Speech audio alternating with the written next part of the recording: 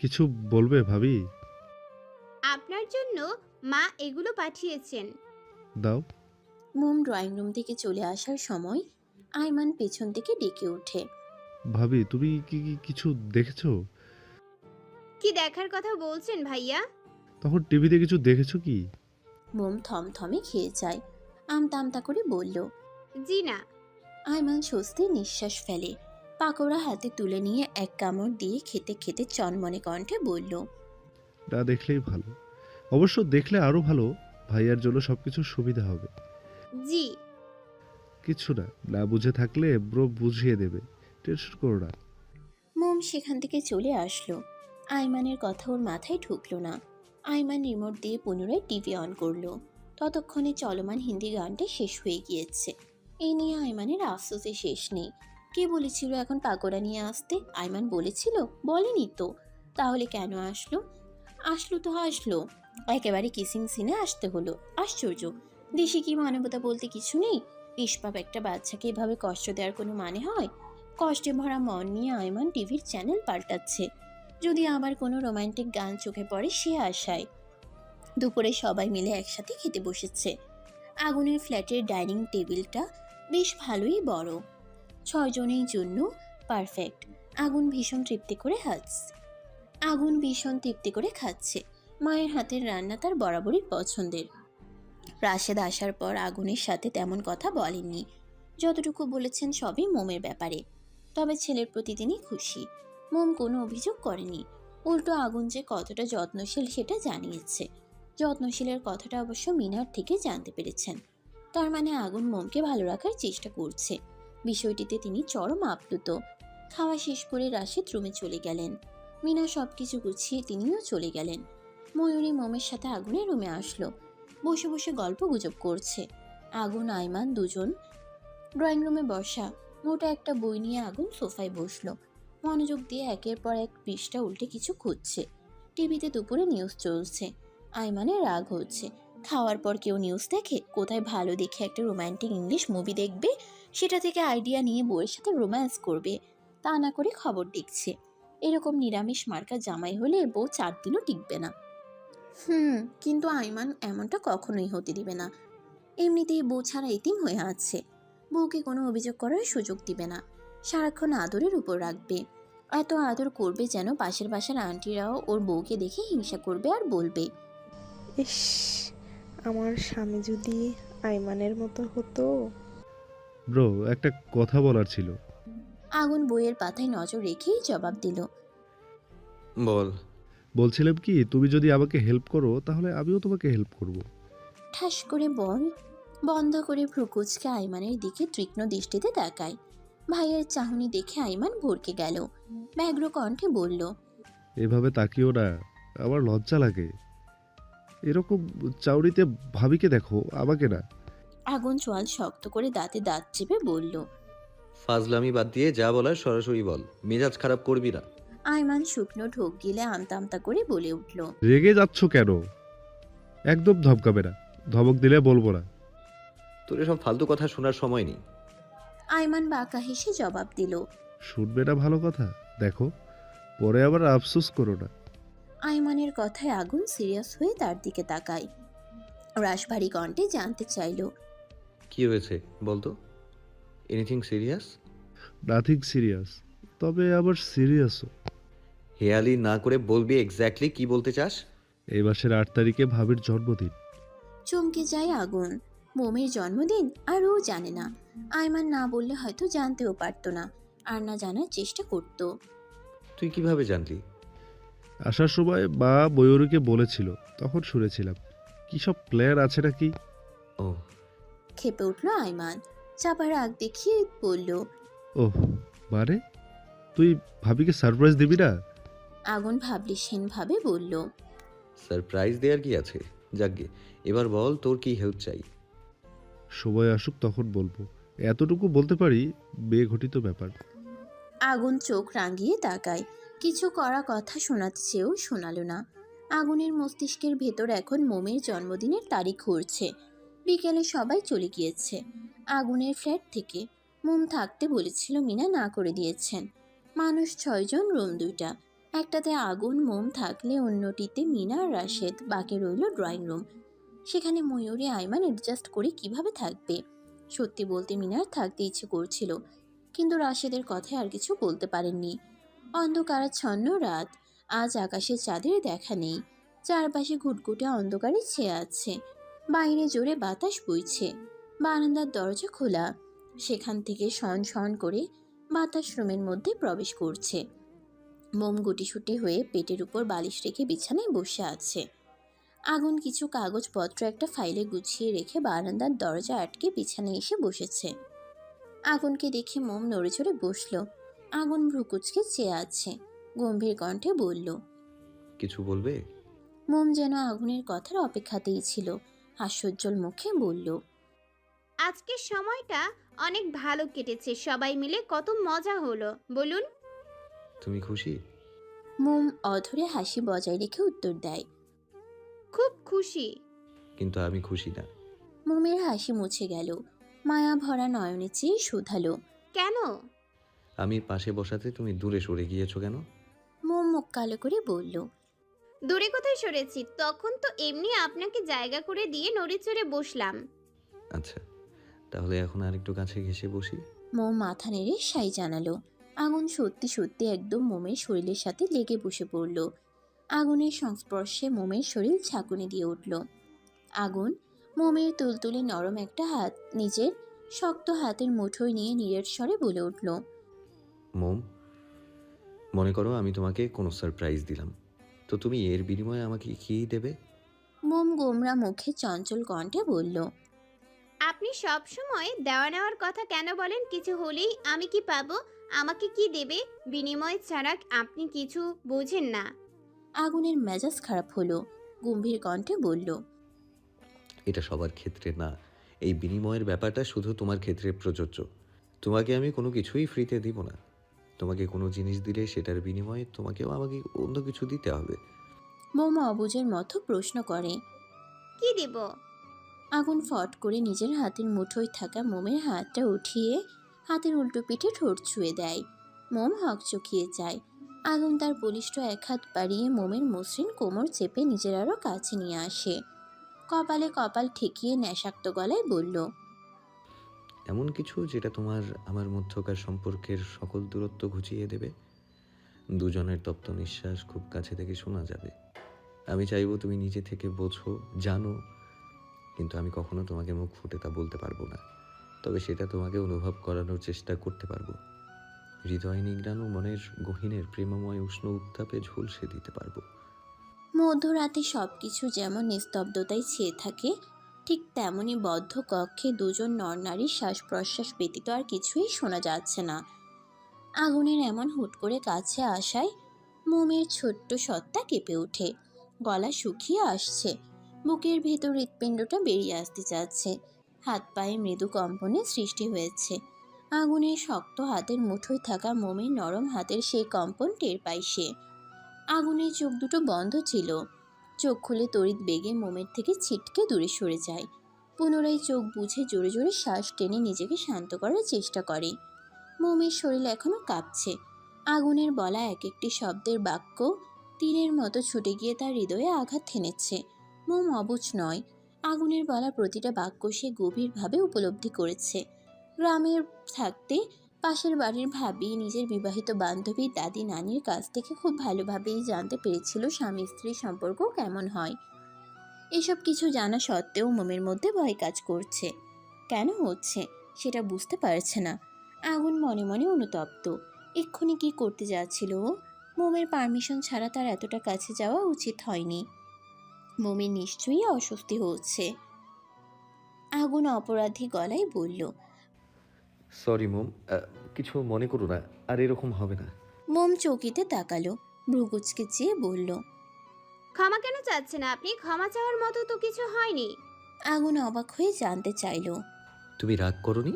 মোম সরল গলায় জবাব দিল। না তো রাগ কেন করব? আগুন সন্দেহী কণ্ঠে শোধায়। তখন ওইভাবে কাছে যাওয়ায় তোমার খারাপ লাগেনি? এক কথায় মোমের ভীষণ লজ্জা লাগলো। মাথা নিচু করে মিনমিন করে বলল।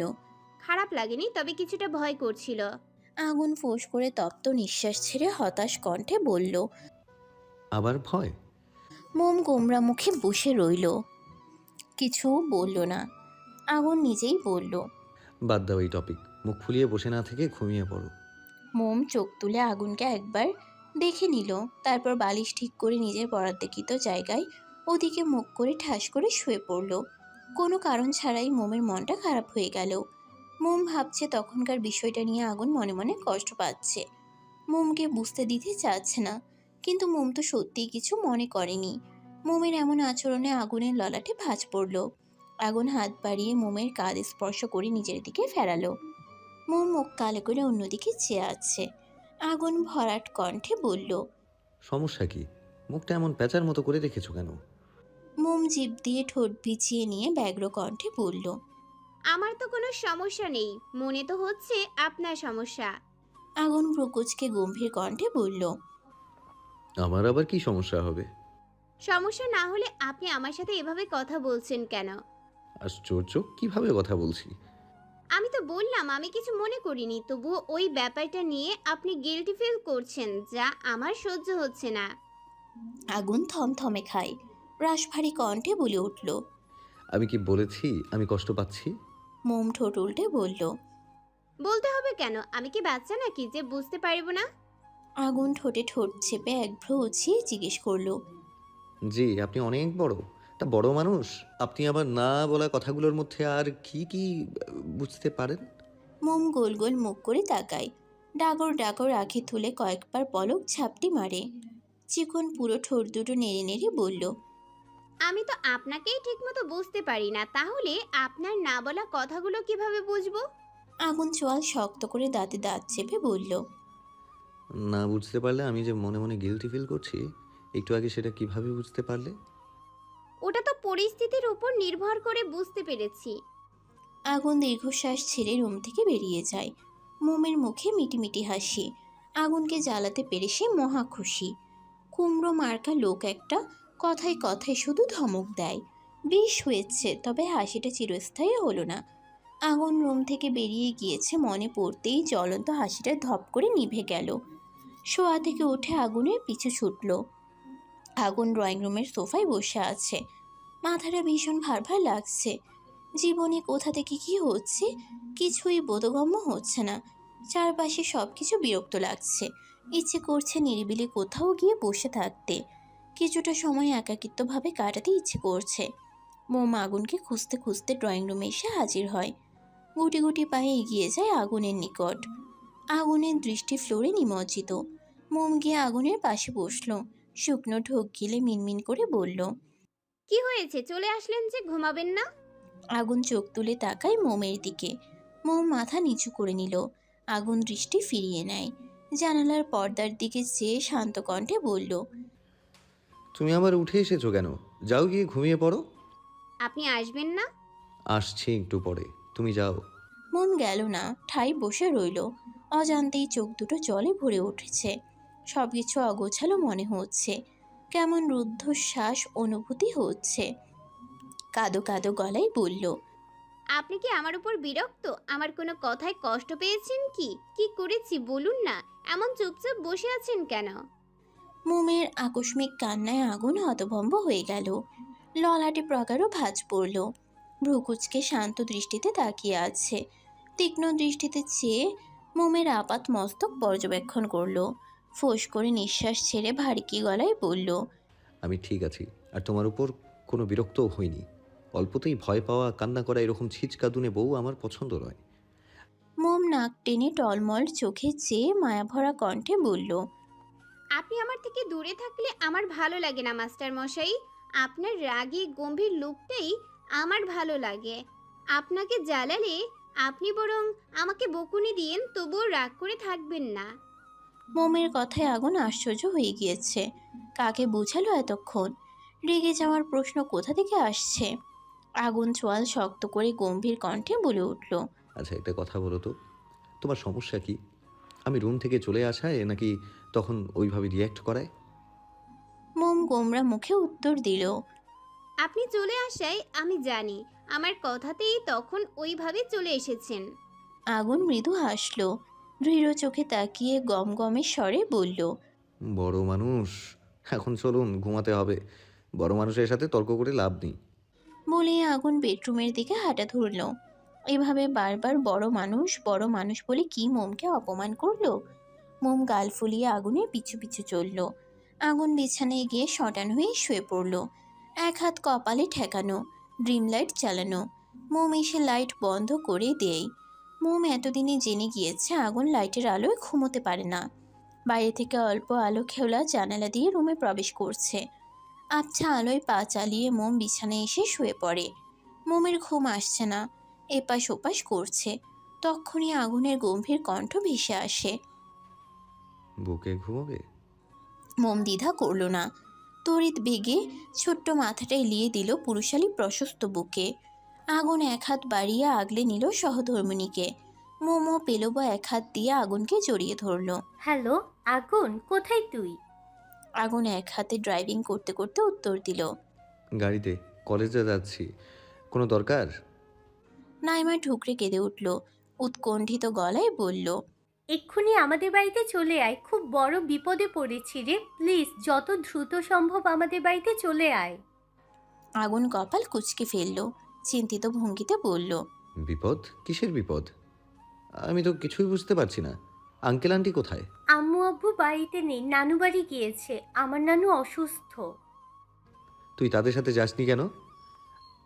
আর না গেলে এতক্ষণে তোর হসপিটালে থাকার কথা। তাহলে তুই বাড়িতে কি করছিস? নাইমা জোরে জোরে শ্বাস নিচ্ছে, তীব্র উত্তেজনা দমিয়ে ছটফট কণ্ঠে বলল। তুই চিন্তা করিস না, আমি এক্ষুনি আসছি। গাড়ি ঘুরিয়ে নাইমার বাড়ির উদ্দেশ্যে রওনা হলো আগুন। জ্যাম না থাকায় আধ ঘন্টার মধ্যেই পৌঁছে গিয়েছে। গাড়ি পার্ক করে ভেতরে প্রবেশ করলো। বাড়ির দারোয়ান আগুনকে ছিলেন, নাইমার সাথে কয়েকবার এখানে এসেছিল, তাই আর কিছু জিজ্ঞাসা করেননি। আগুন কয়েক কদম এগিয়ে পুনরায় পিছু ফিরে চাইল। দারোয়ানকে উদ্দেশ্য করে বলল, চাচা, বাড়ির আশেপাশে অপরিচিত কাউকে দেখেছিলেন কি? দারোয়ান পান খাওয়া লাল দাঁত বের করে হেসে বললেন। জি চাচা, ধন্যবাদ। আগুন ক্রস্ত পায়ে এগিয়ে গেল। দরজার সামনে দাঁড়িয়ে ডোরবেল চাপ দিতেই নাইমা দরজা খুলে সহসা আগুনকে জড়িয়ে ধরল। নিজের সর্বস্ব শক্তি খাটিয়ে আষ্টে পিষ্টে জড়িয়ে ধরেছে। নাইমার কাছে আগুন কিং কর্তব্য বিমূঢ় হয়ে গিয়েছে। তড়িৎ বেগে নাইমার দুই বাহু চেপে ধরে নিজের থেকে ছাড়িয়ে নেওয়ার চেষ্টা করে। ভ্রুকুচকে চওড়া গলায় বলল, নাইমা, কি করছিস এসব? ছাড় আমাকে। না ছাড়বো না, ছেড়ে দিলেই তুই পালিয়ে যাবি। তুই জানিস না তোর ইগনোর আমি সহ্য করতে পারি না, তবুও কেন এত যন্ত্রণা দিচ্ছিস, এত অবহেলা কেন করছিস আমাকে? আগুন জোর করে নিজের থেকে নাইমাকে ছাড়িয়ে নেয়। ধমকে বলল, পাগল হয়ে গিয়েছিস নাকি? কি করছিস? কি বলছিস, কোনো খেয়াল আছে তোর? নাইমা উন্মাদের মতো বলতে লাগলো, হ্যাঁ হ্যাঁ, আমি পাগল হয়ে গিয়েছি, আর সেটা তোর জন্য। আমাকে বিয়ে করবি কবে বল, চল আজকে আমরা বিয়ে করে ফেলি। আগুন তীক্ষ্ণ দৃষ্টিতে চেয়ে সন্দেহী কণ্ঠে বলল, তোকে নাকি কোন গুন্ডা তাড়া করেছিল? সেটা কি মিথ্যে ছিল? আমাকে বাড়িতে ডেকে আনার জন্য মিথ্যে বলেছিস, তাই তো? নাইমা ভাবলিশহীনভাবে উত্তর দিল, হ্যাঁ, মিথ্যা কথা বলে তোকে ডেকে এনেছি। মিথ্যা না বললে কি তুই আসতি? উল্টো আমি নিজ থেকে তোর কাছে গেলে ইগনোর করিস। সহসা আগুনের চোয়াল শক্ত হয়ে ওঠে। রাগে শরীরের গরম রক্ত টকবগিয়ে উঠছে। হাত দুটো মুঠো করে নেয়, দাঁতে দাঁত চেপে বলল, এরকম পাগলামোর মানে কি? তুই জানিস না এটা আমার কলেজ টাইম? নাইমা আগুনের কাছে এসে হাত বাড়িয়ে তার একগাল ছুঁয়ে মোহনীয় কণ্ঠে বলে উঠল, তুই কেন বুঝতে পারছিস না? আমি তোকে ভালোবাসি। একবার আমার হয়ে দেখ, তোকে আমার ভালোবাসার জাতাকলে মুড়িয়ে রাখবো। আগুন হাত সরিয়ে নেয়, রেগে গম গম স্বরে বলল, কিন্তু আমি তোকে ভালোবাসি না, আমি অন্য কাউকে ভালোবাসি। তার জায়গা তার জায়গা তুই কখনোই নিতে পারবি না। তোকে শুধু বন্ধু মনে করি, এর বেশি কিছু না। যদি চাস আমাদের বন্ধুত্ব ভেঙে না যাক, তাহলে এরকম আর কখনো করিস না। বলেই চলে যাওয়ার জন্য পা বাড়ালো। নাইমা পেছন থেকে আগুনের শার্টের কলার টেনে ধরে কাতর গলায় বলল, তুই আমার সাথে এমনটা করতে পারিস না। একবার আমার চোখের দিকে তাকিয়ে বল, একটু আগে যা বলেছিস মিথ্যা বলেছিস। আগুন ঘুরে নাইমার দিকে রক্তিম চোখে তাকায়। নাইমা শুষ্ক ঢোক গিলে কলার ছেড়ে দিল। আগুন চোয়াল শক্ত করে গম্ভীর কণ্ঠে বলল, দ্বিতীয়বার আমার কলার ধরার সাহস করিস না, তাহলে এর পরিণাম খুবই খারাপ হবে। নাইমা আগুনের দিকে কঠিন দৃষ্টি নিক্ষেপ করে শান্ত কণ্ঠে বলল, তুই যাকে ভালোবাসিস কে সে, কোথায় থাকে, ঠিকানা দে।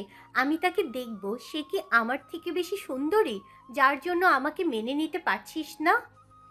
সে নিঃসন্দেহে তোর থেকে সুন্দর, একটু বেশি সুন্দর। তবে বাহ্যিক সৌন্দর্য দেখে ভালোবাসা হয় না। ভালোবাসার জন্য চাই সুন্দর একটা মন, যেটা তোর মধ্যে নেই।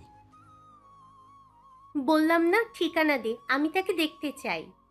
আগুন বিরক্ত হয়ে গম্ভীর কণ্ঠে বলল। তার ঠিকানা আমার বাড়িতেই। নাইমা ক্ষেপে উঠল, ঝাঁচ নিয়ে বলল। তোর বাড়িতে মানে? সেই মেয়ে তোর বাড়িতে কেন থাকবে? আগুন মুখ ফসকে প্রাসভারী কণ্ঠে বলে উঠল। কারণ সে আমার বিবাহিতা স্ত্রী, আমার বিয়ে করা বউ, আমার অর্ধাঙ্গিনী, 3 কবুল পড়ে বিয়ে করা সহধর্মিনী।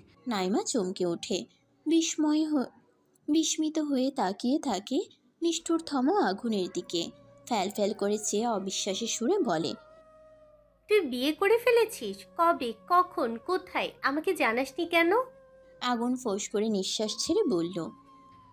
জানানোর প্রয়োজন মনে করিনি, তাই জানাইনি। এখন তো জেনে গিয়েছিস, আমাকে যেতে হবে। অলরেডি অনেক লেট হয়ে গিয়েছে। এটা নিয়ে আর কোনো বাড়াবাড়ি করিস না, আসছি। আগুন চলে গেল। নাইমা দরজা ঘেঁষে ফ্লোরে বসে পড়ে, চিৎকার করে কেঁদে ওঠে। কাঁদতে কাঁদতে ক্রোধান্বিত কণ্ঠে বলে উঠল, তোকে আমি ছাড়বো না আগুন। তোর জন্য আমি আজ পর্যন্ত বিয়ে করিনি। তোর কথা ভেবে আমার দিন শুরু হয়, রাত কাটে। আর সেই তুই আমাকে এত বড় ধোঁকা দিলি? কিভাবে পারলি এমনটা করতে? তুই আমার ফিলিংস নিয়ে খেলেছিস, আমাকে কষ্ট দিয়ে তুই বউ নিয়ে ফুর্তি করে বেড়াবি, আর আমি সেটা চেয়ে চেয়ে দেখবো? এরকমটা ভেবে থাকলে তুই ভুল ভাবছিস। যেই যন্ত্রণা আমি পাচ্ছি, সে একই যন্ত্রণা তোকেও ভোগ করতে হবে। ঘড়ির কাঁটা প্রায় দুপুরের কাছাকাছি। সূর্যের উত্তাপে সতেজতায় ঘেরা গাছের পাতাগুলো কেমন নেতিয়ে পড়েছে। নেই কোনো হিমশীতল বাতাস। পিচ ঢালা রাস্তাটা এতটাই উত্তপ্ত হয়ে আছে যেন মনে হচ্ছে কেউ জ্বলন্ত কয়লা সেখানে ঢেলে দিয়েছে। তীব্র গরমে কাঠফাটা রোদে কাজ করা পরিশ্রমী মানুষগুলোর গলা শুকিয়ে আসছে।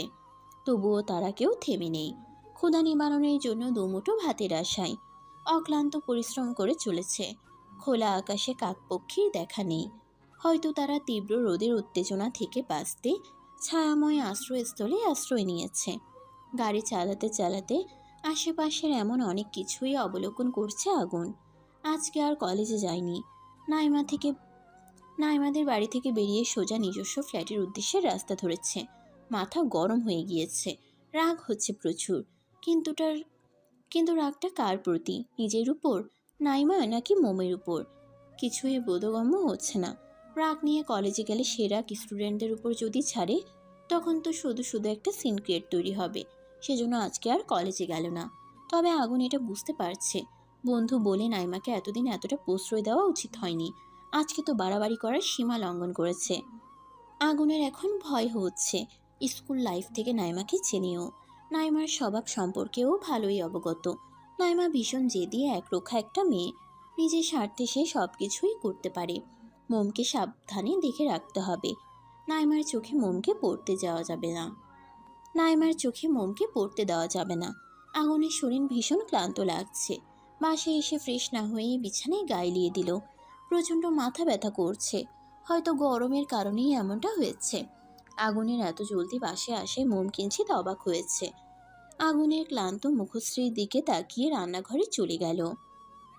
ফ্রিজ থেকে ঠান্ডা পানি আর লেবু বের করে শরবত বানিয়ে রুমে আসলো। আগুন উপর হয়ে শুয়ে আছে। মোম নরম কণ্ঠে ডাকলো, শুনছেন? আপনার কি শরীর খারাপ লাগছে? একটু কষ্ট করে উঠুন, এই শরবতটুকু খেয়ে নিন, ভালো লাগবে। আগুন কোনো প্রতিক্রিয়া দেখালো না, নড়লও না। যেমনভাবে শুয়েছিল তেমনভাবেই শুয়ে আছে। মোমের চিন্তা বাড়ল। চঞ্চল পায়ে কাছে গিয়ে আগুনের কপালে হাত দিয়ে চেক করলো। না, চিন্তার কোনো কারণ নেই। শরীর ঠান্ডাই আছে। মোম জানে প্রচণ্ড গরমে মানুষের জ্বর চলে আসে। মোম পুনরায় মিহি কণ্ঠে ডেকে উঠল, মাস্টারমশাই, দয়া করে একবার উঠুন, শার্ট তো ঘামে ভিজে গিয়েছে, চেঞ্জ করে আসুন, ঠান্ডা লেগে যাবে। আগুন উঠে বসলো। শরবতটুকু খেয়ে ফ্রেশ হতে চলে গেল। মোম বিছানায় বসে আছে। ফ্রেশ হয়ে এসে কথাবার্তা ছাড়াই মোমের কোলে মাথা দিয়ে শুয়ে পড়ল। মোম চৌকিতে তাকালো। আগুন মোমের হাত দুটো টেনে মাথায় রাখলো। মোম অবাক হয়ে তাকিয়ে আছে আগুনের মুখের দিকে। আগুন ভ্রুকুচকে চেয়ে শান্ত কণ্ঠে বলল, মাথা ব্যথা করছে। ব্যাস আর কিছু বলতে হলো না। মোম বুঝে নিল। পিলব হাতে আলতো করে আগুনের চুল টেনে দিচ্ছে। কিছু মুহূর্ত অতিবাহিত হওয়ার পর মোম মৃদুস্বরে বলল, আজকে এত তাড়াতাড়ি চলে আসলেন যে? আগুন গম্ভীর কণ্ঠে জবাব দিল। ভালো লাগছিল না, তাই চলে এসেছি। মোম চুলের ভাজা আঙ্গুল চালিয়ে ব্যগ্র কণ্ঠে বলে উঠল, আপনার মুখ দেখে মনে হচ্ছে আপনি কোনো বিষয় নিয়ে চিন্তিত। কলেজে কোনো সমস্যা হয়েছে কি? আগুন ভরাট কণ্ঠে বলল, না আমি চিন্তিত, আর না কলেজে কোনো সমস্যা হয়েছে। আপনি তো এই সময় বাসায় আসেন না, সেই জন্য জানতে চেয়েছি। তেমন বিশেষ কোনো কারণ নেই, এমনিতেও আজকে মাত্র একটা ক্লাস ছিল। খাবার খেয়ে শুলে ভালো হতো। চলুন আগে খেয়ে নেবেন। এখন খেতে ইচ্ছে করছে না। রান্না শেষ করে ফেলেছো? জি, আজকে তাড়াতাড়ি রান্না বসিয়ে দিয়েছিলাম। রান্না ছাড়া আমার তো আর কোনো কাজ নেই। টিভি দেখতেও ভালো লাগছিল না। আগুন গমগমে গলায় বলল, সারাক্ষণ যেহেতু বসেই থাকো, কোনো কাজ পাও না, তাহলে বসে বসে একাডেমির বইগুলোও তো পড়তে পারো। পরীক্ষার যে দিন ঘনিয়ে আসছে সেদিকে খেয়াল আছে? বই কোথায় পাবো? আগুন হতভম্ব হয়ে গেল। রাশভারী কণ্ঠে বলল, গত বৃহস্পতিবারে না তোমাদের গ্রামের বাড়ি থেকে গাড়ি পাঠিয়ে তোমার একাডেমির প্রয়োজনীয় যাবতীয় বইগুলো এনে দিয়েছিলাম, এরই মধ্যে ভুলে গেলে? মোম থমথমে খেয়ে যায়। গোমরা মুখে উত্তর দিল, ও হ্যাঁ, মনে ছিল না। তুমি খেয়ে নিও, আমি একটু ঘুমোবো। আমি একা একা খাবো? আপনি খাবেন না? বললামই তো খেতে ইচ্ছে করছে না। তাহলে আমিও খাবো না। আমার একা একা খেতে ভালো লাগে না। আগুন দীর্ঘশ্বাস ছাড়লো, কিছু বলল না। মোমের চুলটানায় বেশ আরাম লাগছে। চোখ দুটো বন্ধ করে নিল। কখন যে ঘুমিয়ে পড়েছে টেরই পেল না। আগুনের থেকে সাড়া না পেয়ে মোম তার দিকে তাকায়। ভারী নিঃশ্বাসের শব্দ শোনা যাচ্ছে। বুঝতে পারলো আগুন ঘুমিয়ে পড়েছে। মোমের মায়া হলো, আজকে হয়তো মানুষটা বেশিই ক্লান্ত ছিল, তাই তো অল্প সময়ের মধ্যেই ঘুমিয়ে পড়েছে। মোম কোল থেকে আগুনের মাথা নামিয়ে দেয়নি। মোম কোল থেকে আগুনের মাথা সরিয়ে দেয়নি, সেভাবেই বসে রইল। মোম এক হাত দিয়ে আগুনের গাল ছুঁয়ে দিল। অপলক দৃষ্টিতে তাকিয়ে রইল স্বামীর মুখের দিকে। বাইরের কোলাহলপূর্ণ বাদ্যযন্ত্রের শব্দ আর কারো চেঁচামেচির আওয়াজ কর্ণগোচর হতেই গুলটের মেজাজ খারাপ হলো। স্ত্রীকে ডেকে চিৎকার করে বললেন, রুমুর মা, কোথায় গেলে তুমি? এত শব্দ কিসের? একটু দেখো তো। গুলটে বসে বসে সিগারেট ফুঁকছেন। সিগারেটে এক টান দিয়ে সেটার বিষাক্ত ধোঁয়া ঠিক মতো ছাড়তেও পারেননি। তখনই স্ত্রীর আত্মচিৎকার ভেসে আসে কানে। গুলটে হন্তদন্ত হয়ে বাইরে বেরিয়ে আসেন। স্ত্রীর কাছে গিয়ে উদ্বেগ সমেত জানতে চাইলেন, কি হয়েছে? ওগো রুমুর বাবা, সর্বনাশ হয়ে গিয়েছে গো। ওগো, আমাদের কি হবে গো? গুলটে দাঁতে দাঁত চেপে ধমকে বললেন, সারের মতো চিৎকার করছো কেন? খেয়ে খেয়ে কি শরীরে চর্বি জমে গিয়েছে?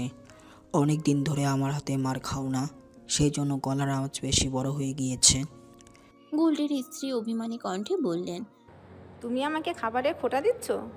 পরক্ষণে রাগ নিয়ে চেঁচিয়ে বললেন, ভুলে যেও না, বিয়ের সময় আমার বাবার বাড়ি থেকে যৌতুকের মোটা অঙ্কের টাকা নিয়েছিলে, সাথে বড় একটা দোকান। এখনও প্রতি মাসে আমার বাবার বাড়ি থেকে টাকা পাঠায়। তাই আমার সাথে উঁচু আওয়াজে কথা বলবেন না, নয়তো ঠ্যাং ভেঙে হাতে ধরিয়ে দিব। দমে গেলেন গুলটে। শুষ্ক ঢোক গিলে মেকি হেসে বললেন, আরে বউ, রাগ করছো কেন? তুমি জানো না, যখন তোমার প্রতি আমার ভালোবাসা বেশি উপচে পড়ে তখন আমি আরও রেগে যাই, ধমকে কথা বলি। আমি তোমাকে পচা পান্তা ভাতের মতো ভালোবাসি, যার ঘ্রাণ বিয়ের দিন থেকে শুরু করে আজ পর্যন্ত সহ্য করছি। যতদিন বেঁচে থাকি সেই ঘ্রাণ সহ্য করেই বেঁচে থাকতে হবে। মাঝে মাঝে তো মনে হয় এই পচা ঘ্রাণই আমার প্রাণনাশের কারণ হবে। গুলটের স্ত্রী ফুঁসে উঠে বললেন। কি বললে তুমি? গুলটে চটজলদি উত্তর দিলেন, উফ, বুঝতে পারছো না কেন? তুমি তো আমার বুকে চেপে বসে আছো, সেটাই বললাম। বর্তমান ছেলে মেয়েদের ভাষায় যাকে বলে ট্রু লাভ।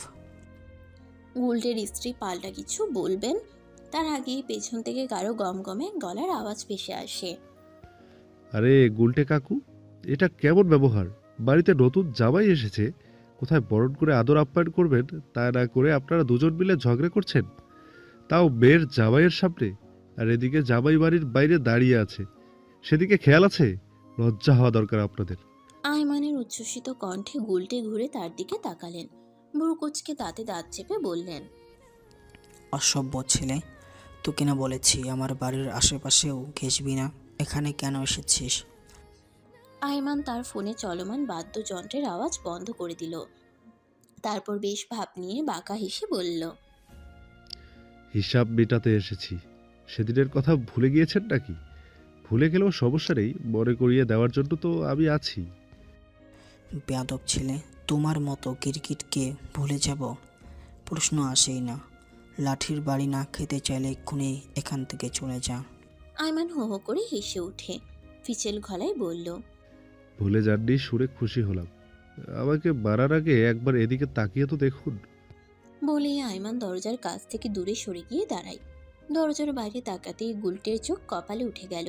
বিস্ময়ে চোখ দুটো বড় বড় হয়ে গিয়েছে। এ কি দেখছেন তিনি?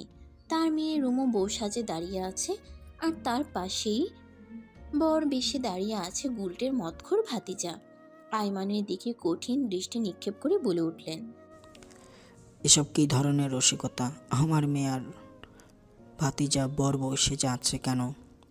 আয়মান ঠোঁট কামড়ে হেসে ভাবলেশহীন গলায় বলল, বর বউ সেজে থাকেনি, ওরা আইনগত স্বামী স্ত্রী।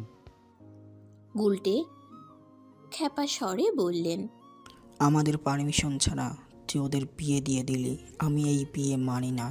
তার মানা না মানাতে কিছু এসে যায় না, আইনগত প্রমাণ আছে। রুমো দৌড়ে এসে গুলটেকে জড়িয়ে ধরে কেঁদে উঠে বলল, বাবা, আমি তোমার এই মদখোর ভাতিজাকে মেনে নিতে পারবো না। আয়মান আমাকে বাধ্য করেছে বিয়ে করতে। মেয়ের মাথায় হাত দিয়ে গুলটে গম্ভীর কণ্ঠে বললেন, ওই হতচ্ছাড়া বলল, আর তুই বিয়ে করে নিলি? ও তোকে কিভাবে বাধ্য করেছে? রুমো ফট করে বাবাকে ছেড়ে দিল। থমথমে কণ্ঠে বলল, না না, আয়মান আমাকে বাধ্য করেনি, আমি নিজের ইচ্ছাতেই বিয়ে করেছি। গুলটে সন্দেহী কণ্ঠে বললেন, এক্ষুনি তুই বললি ও তোকে বিয়ে করতে বাধ্য করেছে। আয়মান মিটিমিটি হাসছে, মনে মনে বলল, কি বলে বাধ্য করেছি সেটা তো আপনার মেয়ে মুখ ফুটে বলতে পারবে না গুলটে কাকু। আপনার মেয়ে মোটেই সাধু নয়। রুমো অনেক ছেলের সাথে রিলেশনে জড়িয়ে কিছু ঘনিষ্ঠ মুহূর্তও কাটিয়েছিল। তার একটা ছবি আয়মানের কাছে ছিল। সেই ছবি পাবলিক করার ভয় দেখিয়ে বিয়েটে দিয়েছে। তাছাড়া গোল্ডের ভাতিজা রিমন নেশা করলেও মেয়ে ঘটিত কোনো ব্যাপার তার সাথে নেই। রিমন রুমুকে পছন্দ করত, নেশাখর বলে সাহস করে সে কথা রুমুকে বলতে পারেনি। আয়মান তাকে বলেছে বিয়ে করলে নেশা করা ছেড়ে দিতে হবে। রিমন মেনে নিয়েছে তার কথা। আয়মান মূলত গুলটে কাকুকে শিক্ষা দেওয়ার জন্যই রুমুর বিয়েটা রিমনের সাথে দিয়েছে। আয়মান ধমকে বলল, আহা, এসব কথা এখন বলে কি লাভ? যা হওয়ার তা হয়ে গিয়েছে। এখন যান, মেয়ে জামাইকে ঘরে নিয়ে বাসনের ব্যবস্থা করুন। রিমন গুলটের কাছে এসে শটান হয়ে দাঁড়িয়ে বুক ফুলিয়ে বলল, ও গুলটে কাকু, এমন করছেন কেন? আমাদের মেনে নিন। মদ খাই, জুয়া খেলতে পারি তাই বলে কিন্তু আমি খারাপ ছেলে না। চিন্তা করবেন না, আপনার মেয়েকে সুখেই রাখবো। যে শুধু যৌতুক স্বরূপ আপনার টাকাই মদ খাবো, এর বেশি আপনার 1 টাকাও খরচ করব না। পাক্কা প্রমিস। গুলটে রেগে কিছু বলতে চাইলেন, তার আগে আয়মান দাঁতে দাঁত চেপে বলল, হুম, দুলহা মিয়া, কথার নড়চড় আমি পছন্দ করি না। আমাদের আমাদের কি ডিল হয়েছিল মনে আছে তো? জি জি ভাই, মনে আছে। That's good. তা বউকে সামলে রাখতে পারবে তো? তেরামি করলে মাঝে মাঝে তোমার শ্বশুরের মতো উত্তম মাধ্যম দেবে, বুঝতে পেরেছো? রিমনের চোখ দুটো চকচক করে উঠল। কৃতজ্ঞতা স্বরূপ বোকা বোকা হাসি দিয়ে বলল, খুব পারবো ভাই। আচ্ছা, আমি তাহলে এখন আসি। ভাই, আমার এত বড় উপকার করলেন, আর কিছু না খেয়েই শুক্র মুখে চলে যাবেন? 1 গ্লাস শরবত অন্তত খেয়ে যান। আয়মান বিদ্রুপ হেসে বলল, তোমার মনে হয় তোমার শ্বশুর আমাকে কিছু খাওয়াবেন? শরবত তো দূরে থাক, এক গ্লাস সাদা পানিও খাওয়াবেন না। ঠিক বলেছেন, আমার টাকা থাকলে আমি নিজেই আপনাকে খাওয়াতাম। তবে আপনি খুব ভালো মানুষ ভাই। দোয়া করি আপনার জীবনে ভালো কোনো মেয়ে আসুক। আর পাম দিস না ভাই, এত পাম দিলে কখন জানি ফেটে যায়। পরক্ষণে ঠোঁট উল্টে কাদো কাদো মুখ করে বলল, আজ আর রাতে ঘুম আসবে না রে। যতবারই চোখ বন্ধ করব ততবারই আজ যে তোমাদের বাসর সে কথা স্মরণ হবে। দেশ স্বাধীন হয়ে কী লাভ? স্বাধীন দেশে বসবাস করেই বা কী লাভ হয়েছে? অন্যের বিয়ে দিয়ে বাসরের ব্যবস্থা পর্যন্ত করে দিতে পারছি, অথচ নিজের বাসরের ব্যবস্থা করতে পারছি না। আজ রাতে হবু বউকে খুব মিস করব। আঁকা বাঁকা কাঁচা মাটির রাস্তা দিয়ে ছন্ন ছাড়া মানুষের মতো হেঁটে চলেছে এক নারী। বুকে তার অসহ্য যন্ত্রণা, দিক শূন্য হয়ে কোন দিকে যাচ্ছে সেদিকে তার কোনো খেয়াল নেই, নেই কোনো নির্দিষ্ট গন্তব্য। হাঁটতে হাঁটতে বড়সড় এক ঝিলের কাছে এসে থামলো। জায়গাটা অত্যন্ত নিরিবিলি, আশেপাশের কোনো মানুষ নজরে আসছে না। ঝিলের আইলগুলোতে বিভিন্ন ধরনের ফল গাছ লাগানো, গাছগুলো খুবই ছোট ছোট, দেখে মনে হচ্ছে কিছুদিন আগে লাগানো হয়েছে। ঝিলটিও দেখতে নতুন মনে হচ্ছে। ঝিলটির একপাশে অল্প বিস্তার জায়গা নিয়ে সবজির বাগান রয়েছে। সবজি গাছগুলো নিজস্ব শাখা প্রশাখার বিস্তার ঘটিয়ে চারপাশে বেড়ে দেওয়া সবজি গাছগুলো নিজস্ব শাখা প্রশাখার বিস্তার ঘটিয়ে চারপাশে বেড়া দেওয়া নেটের জাল আঁকড়ে ধরেছে। ঝিলের মধ্যে থাকা স্বচ্ছ পানিতে কিছু সংখ্যক মাছ ভেসে উঠে লাফিয়ে লাফিয়ে পুনরায় স্বচ্ছ পানির অতল গহ্বরে হারিয়ে যাচ্ছে। ঝিলের একপাশে দাঁড়িয়ে এই সকল বিষয়গুলো অবলোকন করে চলেছে নাইমা। কয়েক কদম এগিয়ে মাঝারি সাইজের কিঞ্চিত পাকানো একটা নারকেল গাছের সামনে এসে দাঁড়ায়। গাছটার সাথে হেলান দিয়ে চুপ করে দাঁড়িয়ে থাকে। লম্বা শ্বাস টেনে চোখ দুটো বন্ধ করে নেয়। মুহূর্তে অক্ষি কোটর জলে ভরে ওঠে। চোখের সামনে ভেসে ওঠে আগুনের মুখ। কানে বাজতে থাকে আগুনের বলা সেই তিক্ত যন্ত্রণাদায়ক বাক্য। নাইমা সহ্য করতে পারছে না, কিছুতেই পারছে না। মাথায় যন্ত্রণা হচ্ছে, বুকটা পুড়ছে। বুকের মধ্যে আগুন নামক বেইমানির জন্য আগুন জ্বলছে দাউ দাউ করে। নাইমা চোখ খুলে উন্মুক্ত আকাশের দিকে তাকিয়ে চিৎকার করে কেঁদে ওঠে। দু হাতে মাথার চুলগুলো মুঠো করে খামছে ধরে। ঠাস করে হাঁটু ভেঙে বসে পড়ল নিচে। একটা গাছের শিকড় হাঁটুর নিচে পড়ায় বেশ ব্যথা পেল। নাইমা পাত্তা দিল না। বুকের ভেতর যেই ব্যথার সৃষ্টি হয়েছে তার কাছে এই ব্যথা নিতান্তই তুচ্ছ। নিঃশ্বাস নিতে কষ্ট হচ্ছে ওর। জোরে জোরে শ্বাস টেনে কান্না মিশ্রিত গলায় ক্রোধ নিয়ে বলে উঠল, তুই কেন আমাকে বুঝতে পারলি না আগুন? আমি কি দেখতে খুব খারাপ? আমি কি দেখতে অসুন্দরী? কেন আমাকে ভালোবাসলি না? কেন আমাকে রেখে অন্য কাউকে বিয়ে করলি? কেন আমার বুকের গহ্বরে খোদাইকৃত তোর নামটা দেখতে পারলি না? কেন এইভাবে আমাকে কষ্ট দিলি? নাইমা চিৎকার করে কান্না করছে আর আকাশের দিকে তাকিয়ে আগুনের বিরুদ্ধে কত শত অভিযোগ জানাচ্ছে। তক্ষুনি ধীর গতিতে এগিয়ে এসে কেউ নাইমার পেছনে দাঁড়ালো। আগন্তুক একটা হাত নাইমার কাঁধে রেখে মৃদু আওয়াজে জিজ্ঞেস করলো, এ কি ডক্টর নাইমা, আপনি হাঁটু মুড়ে মাটিতে বসে আছেন কেন? এভাবে বসে থাকলে পা ব্যথা করবে, উঠুন।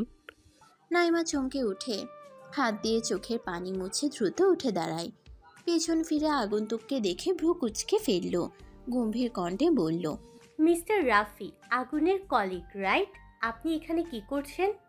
রাফি কিঞ্চিত থেসে বলল, মাঝে মাঝেই আসি এইদিকে, নতুন ঝিল কাটা হয়েছে, ভাবলাম এসে দেখে যাই। এসে ভালোই হলো, আপনার সাথে দেখা হয়ে গেল। নাইমা কিছু না বলে চলে যাওয়ার জন্য সামনের দিকে অগ্রসর হয়। রাফি পেছন থেকে হাত টেনে ধরে। নাইমা চোয়াল শক্ত করে কঠিন দৃষ্টিতে তাকায়। রাফি হাত ছেড়ে দেয়। মেকি হেসে বলল, সরি, এক্ষুনি চলে যাচ্ছেন কেন? চলুন ওইদিকে কিছুক্ষণ বসে গল্প করি। নাইমা ঝাঁঝালো গলায় বলল, আমার গল্প করার মুড নেই। আপনার চোখ মুখ কেমন শুকনো লাগছে, দেখে মনে হচ্ছে কান্না করেছেন। নাইমা এদিক ওদিক নজর ফেরায়। নিজের দুর্বলতা কখনো কাউকে দেখাতে ইচ্ছুক নয় সে। লম্বা শ্বাস টেনে ভারী গলায় বলল, তেমন কিছু না, মন মেজাজ ভালো নেই, তাই মাইন্ড ফ্রেশ করার জন্য এখানে এসেছি। রাফি গভীর দৃষ্টিতে নাইমার দিকে চেয়ে বলল, ভালো, তবে আমি চাই আপনি আরও কাঁদুন, কাঁদতে কাঁদতে চোখ মুখ লাল করে ফেলুন। নাইমা কপাল কুঁচকে ফেলল। রাশ ভারী কণ্ঠে বলে উঠল, সিরিয়াসলি আপনি চান আমি যেন কান্না করি? কেন চান শুনি? রাফি মুচকি হেসে জবাব দিল, কান্না করলে যে আপনাকে কতটা সুন্দর লাগে সেটা আপনি হয়তো নিজেও জানেন না। ফুলা ফুলা চোখ, হালকা লাল হয়ে যাওয়া উঁচু নাক, যখন চোখের পানি কণাগুলো থুতনিতে এসে জমা হয় তখন দেখতে কি মিষ্টি লাগে আপনাকে। নাইমা ভ্রুকুচকে চওড়া গলায় বলল, এভাবে কাঁদতে আপনি আমায় কখনো দেখেছেন? হ্যাঁ। কোথায় দেখেছেন? কবে দেখেছেন? রাফি মৃদু হাসল, মোহনীয় কণ্ঠে বলল, রোজ দেখি, তবে সেটা আমার কল্পনায়। আপনি আমাকে কল্পনা কেন করেন? ভালো লাগে তাই। নাইমার মেজাজ খারাপ হলো, দাঁতে দাঁত চেপে বলল, আপনার কেন আমাকে ভালো লাগবে? ভালো লাগার তো কোনো কারণ দেখছি না। কোনো কারণ ছাড়াই আমার আপনাকে ভালো লাগে। কেন লাগে সেটার কারণ আমি নিজেও জানি না। অদ্ভুত মানুষ তো আপনি। বিনিময়ে রাফি মুচকি হাসল। নাইমা ফের হতাশ কণ্ঠে বলল, আপনার আমাকে ভালো লাগে তাও কোনো কারণ ছাড়াই, অথচ যার চোখে ভালো হতে চাইলাম, যাকে নিজের সবটা ভাবতাম, সেই পাষাণ মানুষটাই আমাকে বুঝলো না।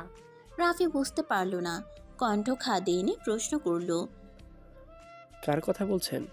কে সেই মানুষটা যে আপনার মতো সুন্দরী রমণীকে প্রত্যাখ্যান করে? নাইমা ছিল হেসে বলল, আছে এমন একজন যার কাছে আমার অনুভূতির কোনো মূল্য নেই, বেঈমান একটা। রাফির দিকে তীক্ষ্ণ দৃষ্টিতে চেয়ে পুনরায় বলল, আমি সুন্দর হলে সেই পাষাণ মানুষটা কেন আমাকে গ্রহণ করলো না? সেটা আমি কিভাবে জানবো? সবার তো ভালো লাগা এক না, সবার সব কিছু ভালোও লাগে না। নাইমা দীর্ঘশ্বাস ছাড়ল। রাফি ফিচেল গলায় বলল, ঝিল কি সম্পূর্ণভাবে ঘুরে দেখেছেন? দেখে থাকলে চলুন বাড়ি ফেরা যাক। না, সম্পূর্ণটা ঘুরে দেখিনি, এখন আর দেখতে চাইও না। তাহলে চলুন। হুম। নাইমার সাথে পাশাপাশি হাঁটতে দারুণ লাগছে রাফির কাছে। যতদিন ধরে নাইমাকে চিনে, আজ প্রথম এতটা কাছাকাছি দুজন। রাফির কাছে আজ দিনটা অন্যরকম লাগছে। প্রশান্তির নিঃশ্বাস ছেড়ে সময়টুকু উপভোগ করতে লাগলো সে। আগুন সচরাচর অসুস্থ হয় না, ফিটনেস বডিওয়ালা, শরীরটা সবসময় চাঙ্গা থাকে। হবে নাই বা কেন? আগুন তার শরীরের দিকে অনেক যত্নশীল, পরিষ্কার পরিচ্ছন্ন থাকতে পছন্দ করে। যথেষ্ট গুছানো মানুষ সে। অথচ দুপুরে বাসায় ফেরার পর সন্ধ্যার দিকে গা কাঁপিয়ে জ্বর চলে আসলো। ঘুমিয়ে পড়েছিল বলে দুপুরে খেতেও পারেনি, মোম নিজেও খায়নি।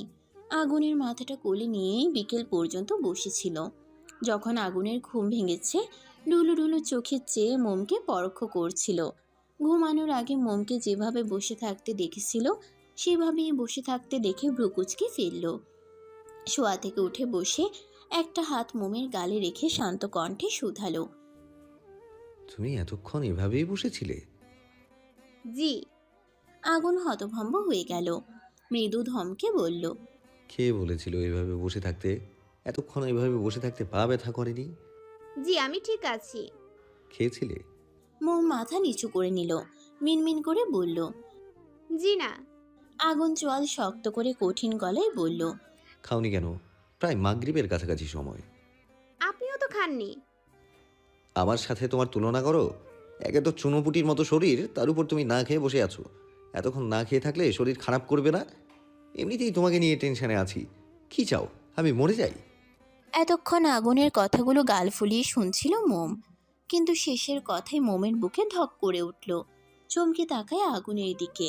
মোমের গালে রাখা আগুনের হাতটা সরিয়ে নিজের পেলব এক হাত আগুনের দাড়িযুক্ত গালে রেখে আতঙ্কিত গলায় বলে উঠল, এসব কি বলছেন আপনি? মারা যাওয়ার কথা কেন বলছেন? আপনি আসার আগে নুডলস রান্না করে খেয়েছিলাম, সেই জন্য তেমন একটা খিদে পাইনি। আবার একা একা খেতেও ইচ্ছে করছিল না। খাইনি বলে আপনি মরার কথা বলবেন? আগুনের চোখ দুটো জ্বলছে, মাথা ব্যথা করছে না। ঘুমানোর জন্য মাথা ব্যথা কমে গিয়েছে, তবে মাথাটা প্রচণ্ড ভার ভার লাগছে। শরীরেও কেমন অসাড় হয়ে আসছে। মোমের দিকে চেয়ে শান্ত কণ্ঠে বলল, মরার কথা বলা এত ভয় পাওয়ার কি আছে? এমনিতেই আমি তোমার থেকে বয়সে অনেক বড়, প্রায় তোমার বয়সের দ্বিগুণ বয়স আমার। হিসেব অনুযায়ী তোমার আগে আমি মরে যাব, তখন কি করবে তুমি? মোমের বুক কেঁপে ওঠে। তখন দেখি কি অদ্ভুত কথাবার্তা বলে চলেছে মানুষটা। এসব বলার মানে কি? আগুন কি বুঝতে পারছে না মোমের কষ্ট হচ্ছে? মোম ফুপিয়ে কেঁদে উঠল, ব্যগ্র গলায় বলল, দয়া করে বারবার মরার কথা বলবেন না। কি হয়েছে আপনার? আজকে বাসায় ফেরার পর থেকেই কেমন মনমরা হয়ে আছেন। কিছু জিজ্ঞাসা করলে বলছেন সব ঠিক আছে। তাহলে এরকম কথা বলার মানে কি? আগুন শীতল গলায় বলল, আরে কান্না করার কি হলো? আমি এত কিছু ভেবে বলিনি। তুমি দেখছি সিরিয়াস হয়ে গিয়েছো। আমি বললেই কি মরে যাব? আর না বললে কি সারা জীবন বেঁচে থাকতে পারবো? মোম নাক টেনে টলমল চোখে চেয়ে মায়াভরা কণ্ঠে বলল, আল্লাহ যখন নিয়ে যাবেন নিবেন, তাই বলে আপনি কেন বারবার মৃত্যুর কথা বলবেন? আপনি জানেন না আপনার মরার কথা বললে মম কষ্ট পায়? আপনি কি চান মম কষ্ট পাক? শরীর খারাপ নিয়েও মোমের কথায় এক পেশে হাসলো আগুন। মোমের স্নিগ্ধ মুখশ্রীর দিকে চেয়ে শান্ত গলায় বলল, জি না, আমি চাই না আমার মন কষ্ট পাক। আচ্ছা, আর বলবো না। আমার শরীরটা অবশ অবশ লাগছে, উঠে যেতে ইচ্ছে করছে না। তুমি খাবারগুলো রুমে নিয়ে আসো, এখানেই খাবো। আগুনের কথায় মোম খুশি হলো। তবে আগুনের শরীর খারাপের কথা শুনে খুশিটা দীর্ঘস্থায়ী হলো না। কপালে হাত দিয়ে চিন্তিত ভঙ্গিতে বলল, কপাল তো হালকা গরম গরম লাগছে, জ্বর আসবে নাকি? আগুন মোমের নাক টেনে ফিচেল হেসে বলল, গরমের কারণে হয়তো গরম হয়ে রয়েছে। তুমি চিন্তা করো না, ক্ষুধা পেয়েছে তো, খাবার দিবে না? মোম সহসা জিভ কাটল। চঞ্চল পায়ে দ্রুত ছুটল রান্নাঘরের দিকে। হাত চালিয়ে ঝটপট খাবারগুলো গরম করতে লাগলো। এই ফাঁকে আগুন নিয়ে অল্প সময় নিয়ে এই ফাঁকে আগুন নিয়ে গি- এই ফাঁকে আগুন গিয়ে অল্প সময় নিয়ে গোসল করে আসলো। যদিও সকালে গোসল করে কলেজে যায়, তবে আজকে বাসায় এসে ফ্রেশ না হয়ে বিছানায় গায়ে দিয়ে দিয়েছিল। ঘামযুক্ত ভেজা শার্ট এতক্ষণে শুকিয়ে গিয়েছে। শরীরের বাইরের কিঞ্চিত ধুলাবালি লেগে আছে। তার উপর নাইমা তখন ওইভাবে জড়িয়ে ধরেছিল, তাই এখন গোসল করা আবশ্যক। মোম খাবার নিয়ে এসে দেখে আগুন ভেজা চুল মুছছে। খাবারগুলো বিছানায় রেখে আগুনের পাশে এসে গোমরা মুখে বলল, এই সন্ধ্যার সময় গোসল করেছেন কেন? ঠান্ডা লেগে যাবে না? এমনিতেই তো তখন গা গরম দেখেছি। আমি সহজে অসুস্থ হই না, কথা না বাড়িয়ে খাবার দাও। মোম একটা প্লেটে খাবার বেড়ে আগুনকে দিল। আগুন ভ্রুকুচকে বলল, তোমার জন্য প্লেট কোথায়? তুমি খাবে না? পরে খাবো। চুপ, কোনো কথা না। এতক্ষণ না খেয়ে আছো, আবার এখন বলছো পরে খাবে? মোম উঠে গেল। আগুন পিছন থেকে ডেকে ওঠে। কোথায় যাচ্ছ? মোম গাল ফুলিয়ে বলল। প্লেট আনতে। আগুন ফোঁস করে নিঃশ্বাস ছেড়ে বলল। আনতে হবে না, এদিকে আসো। মোম গুটি গুটি পায়ে এগিয়ে যায়। আগুনের ভরাট স্বর। বসো। মোম বসলো। আগুন ভাত মেখে এক লোকমা মোমের মুখের সামনে ধরল। মোম অবাক হয়ে চেয়ে থাকে। আগুন থমকে বলল। হা করে তাকিয়ে আছো কেন? খাও, আমিও তো খাবো নাকি? মোম খেয়ে নিল। মোম রান্না মোটামুটি ভালোই পারে। মুরগির ঝাল ঝাল কষা মাংসটা দারুণ হয়েছে। আগুন তৃপ্তি করে খেলো। খাওয়া শেষে আগুন আবার বিছানায় শুয়ে পড়ল। কি ব্যাপার, আজকে শরীরটা এমন লাগছে কেন? এত ঘুম পাচ্ছে কেন? বিষয়টি আগুনের বোধগম্য হলো না। আগুন চোখ দুটো বন্ধ করে নিল। আধা ঘন্টা পরই মাগরিবের আজান শোনা গেল। মোম নামাজ পড়ে এসে আগুনকে ডাক দিল। আগুন কেমন গুটিসুটি হয়ে শুয়ে আছে। সাড়া না পেয়ে হাত ঝাঁকিয়ে ডাকলো। প্রচণ্ড গরম হয়ে আছে হাত। মোম তুরন্ত হাত বাড়িয়ে কপালে রাখলো। অমনি চমকে উঠল। গায়ে তো গরম হয়ে আছে কেন? দ্রুত ফার্স্ট এড বক্স নিয়ে এসে থার্মোমিটার দিয়ে জ্বর মেপে নিল। থার্মোমিটারের গায়ে দৃশ্যমান নম্বরের লেখাটা চোখে পড়তেই ঘন পাপড়ি যুক্ত নয়নজোড়া বড় বড় হয়ে গেল। 104 ডিগ্রি জ্বর। ব্যাস, তারপর থেকেই মোম শান্তি পাচ্ছে না। আগুনের বলা তখনকার কথা আর এখনকার অবস্থা দেখে কণ্ঠ ফুঁড়ে কান্না বেরিয়ে আসতে চাইছে, চেয়েও আটকাতে পারছে না। কিছুক্ষণ আগেও তো ঠিক ছিল, তাহলে হুট করে জ্বর কোথা থেকে চলে আসলো? মোমের চিন্তা বাড়ল। কি করবে কিছুই বুঝতে পারছে না। বাড়িতে কি ফোন করবে? মোম আগুনকে ডাকতে লাগলো। শুনছেন? শুনছেন? আগুন চোখ খুলতে পারছে না। অনেক কষ্ট করে চোখ খুলে মিহি কণ্ঠে বলল, কিছু বলবে? কিছু বলবে? মোম কাঁদো কাঁদো মুখে বলল, আপনার তো জ্বর এসেছে, তখন কি দরকার ছিল গোসল করার? বাসায় জ্বরের ঔষধ আছে। আগুন বিছানায় ভর দিয়ে উঠে বসলো। ক্লান্ত গলায় বলল, বক্সটা আমার কাছে দাও, আর এক গ্লাস পানি দাও। বক্সটা আমার কাছে দাও, আর এক গ্লাস পানি দাও। মোম দিল। আগুন বক্স থেকে দুটো নাপা ট্যাবলেট বের করে খেয়ে নিল। পুনরায় বিছানায় গা এলিয়ে দিল। ক্ষীণ স্বরে বলল, বাড়িতে কাউকে জানিও না, শুধু শুধু টেনশন করবে। মেডিসিন খেয়েছি, আশা করি ঘন্টা দুয়েক পরে জ্বর ছেড়ে দেবে। বাড়িতে কাউকে জানিও না, শুধু শুধু টেনশন করবে। মেডিসিন খেয়েছি, আশা করি ঘন্টা দুয়েক পরে জ্বর ছেড়ে দিবে। আগুন নিষেধ করেছিল বলে মোম বাড়িতে ফোন করে কাউকে জানায়নি। তবে রাতে জ্বরও ছাড়েনি, বরং মধ্যরাতে জ্বরের তীব্রতা আরও বেড়ে গিয়েছে। আগুনের গায়ের উপর পাতলা কম্বল জড়ানো ছিল। আগুন শীতে কাঁপছিল বলে মোম আরেকটা ভারী কম্বল এনে আগুনের গায়ের উপরে মেলে দিল। মোম এসি বন্ধ করে দিয়েছে, জাস্ট 3 পাখাওয়ালা ফ্যান চালানো। মোমের ভীষণ হাঁসফাঁস লাগছে, কারণ আগুন তাকে কম্বলের ভেতর টেনে নিয়ে আষ্টে পিষ্টে জড়িয়ে ধরে আছে। আগুন জ্বরে মৃদু কেঁপে কেঁপে উঠছিল বলে মোম পেলব হাতে আলতো করে আগুনকে জড়িয়ে ধরেছিল। মিনিট কয়েক পরেই আগুন তাকে কম্বলের ভেতর টেনে নেয়। মোম ভেবেছিল আগুন সজাগ, কিন্তু না, সে তো গভীর ঘুমে আচ্ছন্ন। তার চোখ দুটো বন্ধ, একে তো গরম, তার উপর আগুনের শরীরের উত্তাপে মোমের শরীর ঘেমে উঠেছে। মোমের অস্বস্তি হচ্ছে, আগুনকে সরিয়ে উঠতেও পারছে না। আগুনের মতো বলিষ্ঠবান পুরুষের শরীরের নিচে তার ছোট্ট শরীর চাপা পড়ে আছে। আর মোমের মতো চুনোপুটি মার্কা মেয়ের পক্ষে বলিষ্ঠ আগুনকে সরিয়ে ওঠা চারটিখানি কথা নয়। অগত্যা মোম হাল ছেড়ে ওইভাবেই আগুনের সাথে লেপ্টে শুয়ে আছে। আগুনের ভারিক্কি নিঃশ্বাস মোমের ঘাড়ে আছড়ে পড়ছে। উষ্ণ নিঃশ্বাসে মোমের শরীর ঝাঁকুনি দিয়ে উঠছে। মোম কিছুক্ষণ পরপর কপালে হাত দিয়ে চেক করছে, কিন্তু জ্বর তো কমছেই না। মোম এবার কেঁদে উঠল। মোমের কান্না আগুনের কর্ণগোচর হলো না। উঠে যে মাথায় জলপট্টি দিবে সেটাও সম্ভব না। এই কুমড়ো মার্কা লোকটা মোমকে শক্ত করে জড়িয়ে ধরে আছে।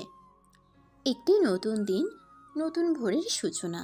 দিনটি শুরু হয় কারো জীবনে সুখের বার্তা বহন করে, আবার কারো জীবনের বিষাদময় যন্ত্রণা দিয়ে। এই সময় প্রকৃতির সবুজে ঘেরা গাছপালাগুলো নিস্তব্ধ হয়ে দাঁড়িয়ে।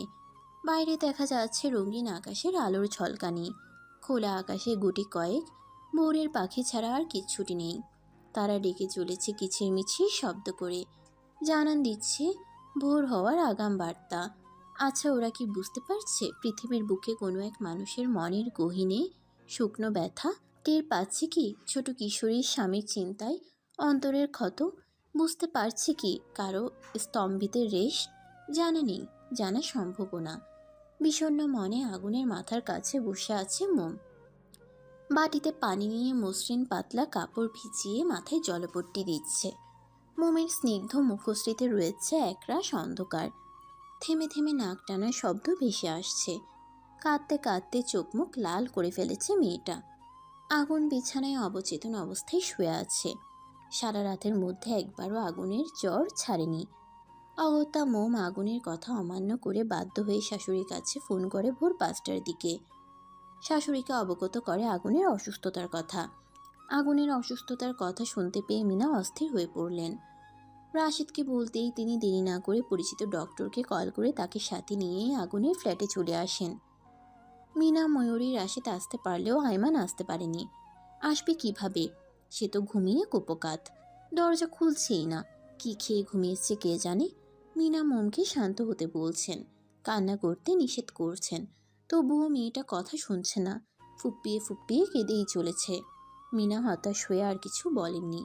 ডক্টর আগুনকে দেখে কিছু ওষুধ দিয়ে সাথে প্রয়োজনীয় কিছু টেস্ট লিখে দেন। বলেছেন দুপুরের মধ্যে যদি জ্বর না ছাড়ে তাহলে সময় করে হসপিটালে গিয়ে টেস্টগুলো করিয়ে ভালো ডাক্তার দেখাতে। তারপর ডক্টর চলে গেলেন। ডক্টরের কথা মতো মিনা দ্রুত খাবার তৈরি করে আনলেন। রাশেদের সহায়তায় আগুনকে উঠিয়ে পেছনে বালিশ রেখে খাটের সাথে হেলান দিয়ে বসায়। ধীরে সুস্থে খাবার খাইয়ে ওষুধ খাইয়ে দেন। মোমকে বলেছেন ফ্রেশ হয়ে এসে কিছু খেয়ে নিতে। মেয়েটার মুখটা কেমন শুকিয়ে গিয়েছে। মোম ফ্রেশ হয়নি, কিছু খাইওনি। আগুনের মাথার কাছে ঘাপটি মেরে বসে আছে। জানিয়েছে আগুনে জ্বর না ছাড়া পর্যন্ত কোথাও যাবে না। মিনা আর জোর করেননি। তখন থেকেই মোম আগুনের মাথার কাছে বসে আছে। সকাল 8টার সময় আগুনে জ্বর ছেড়েছে।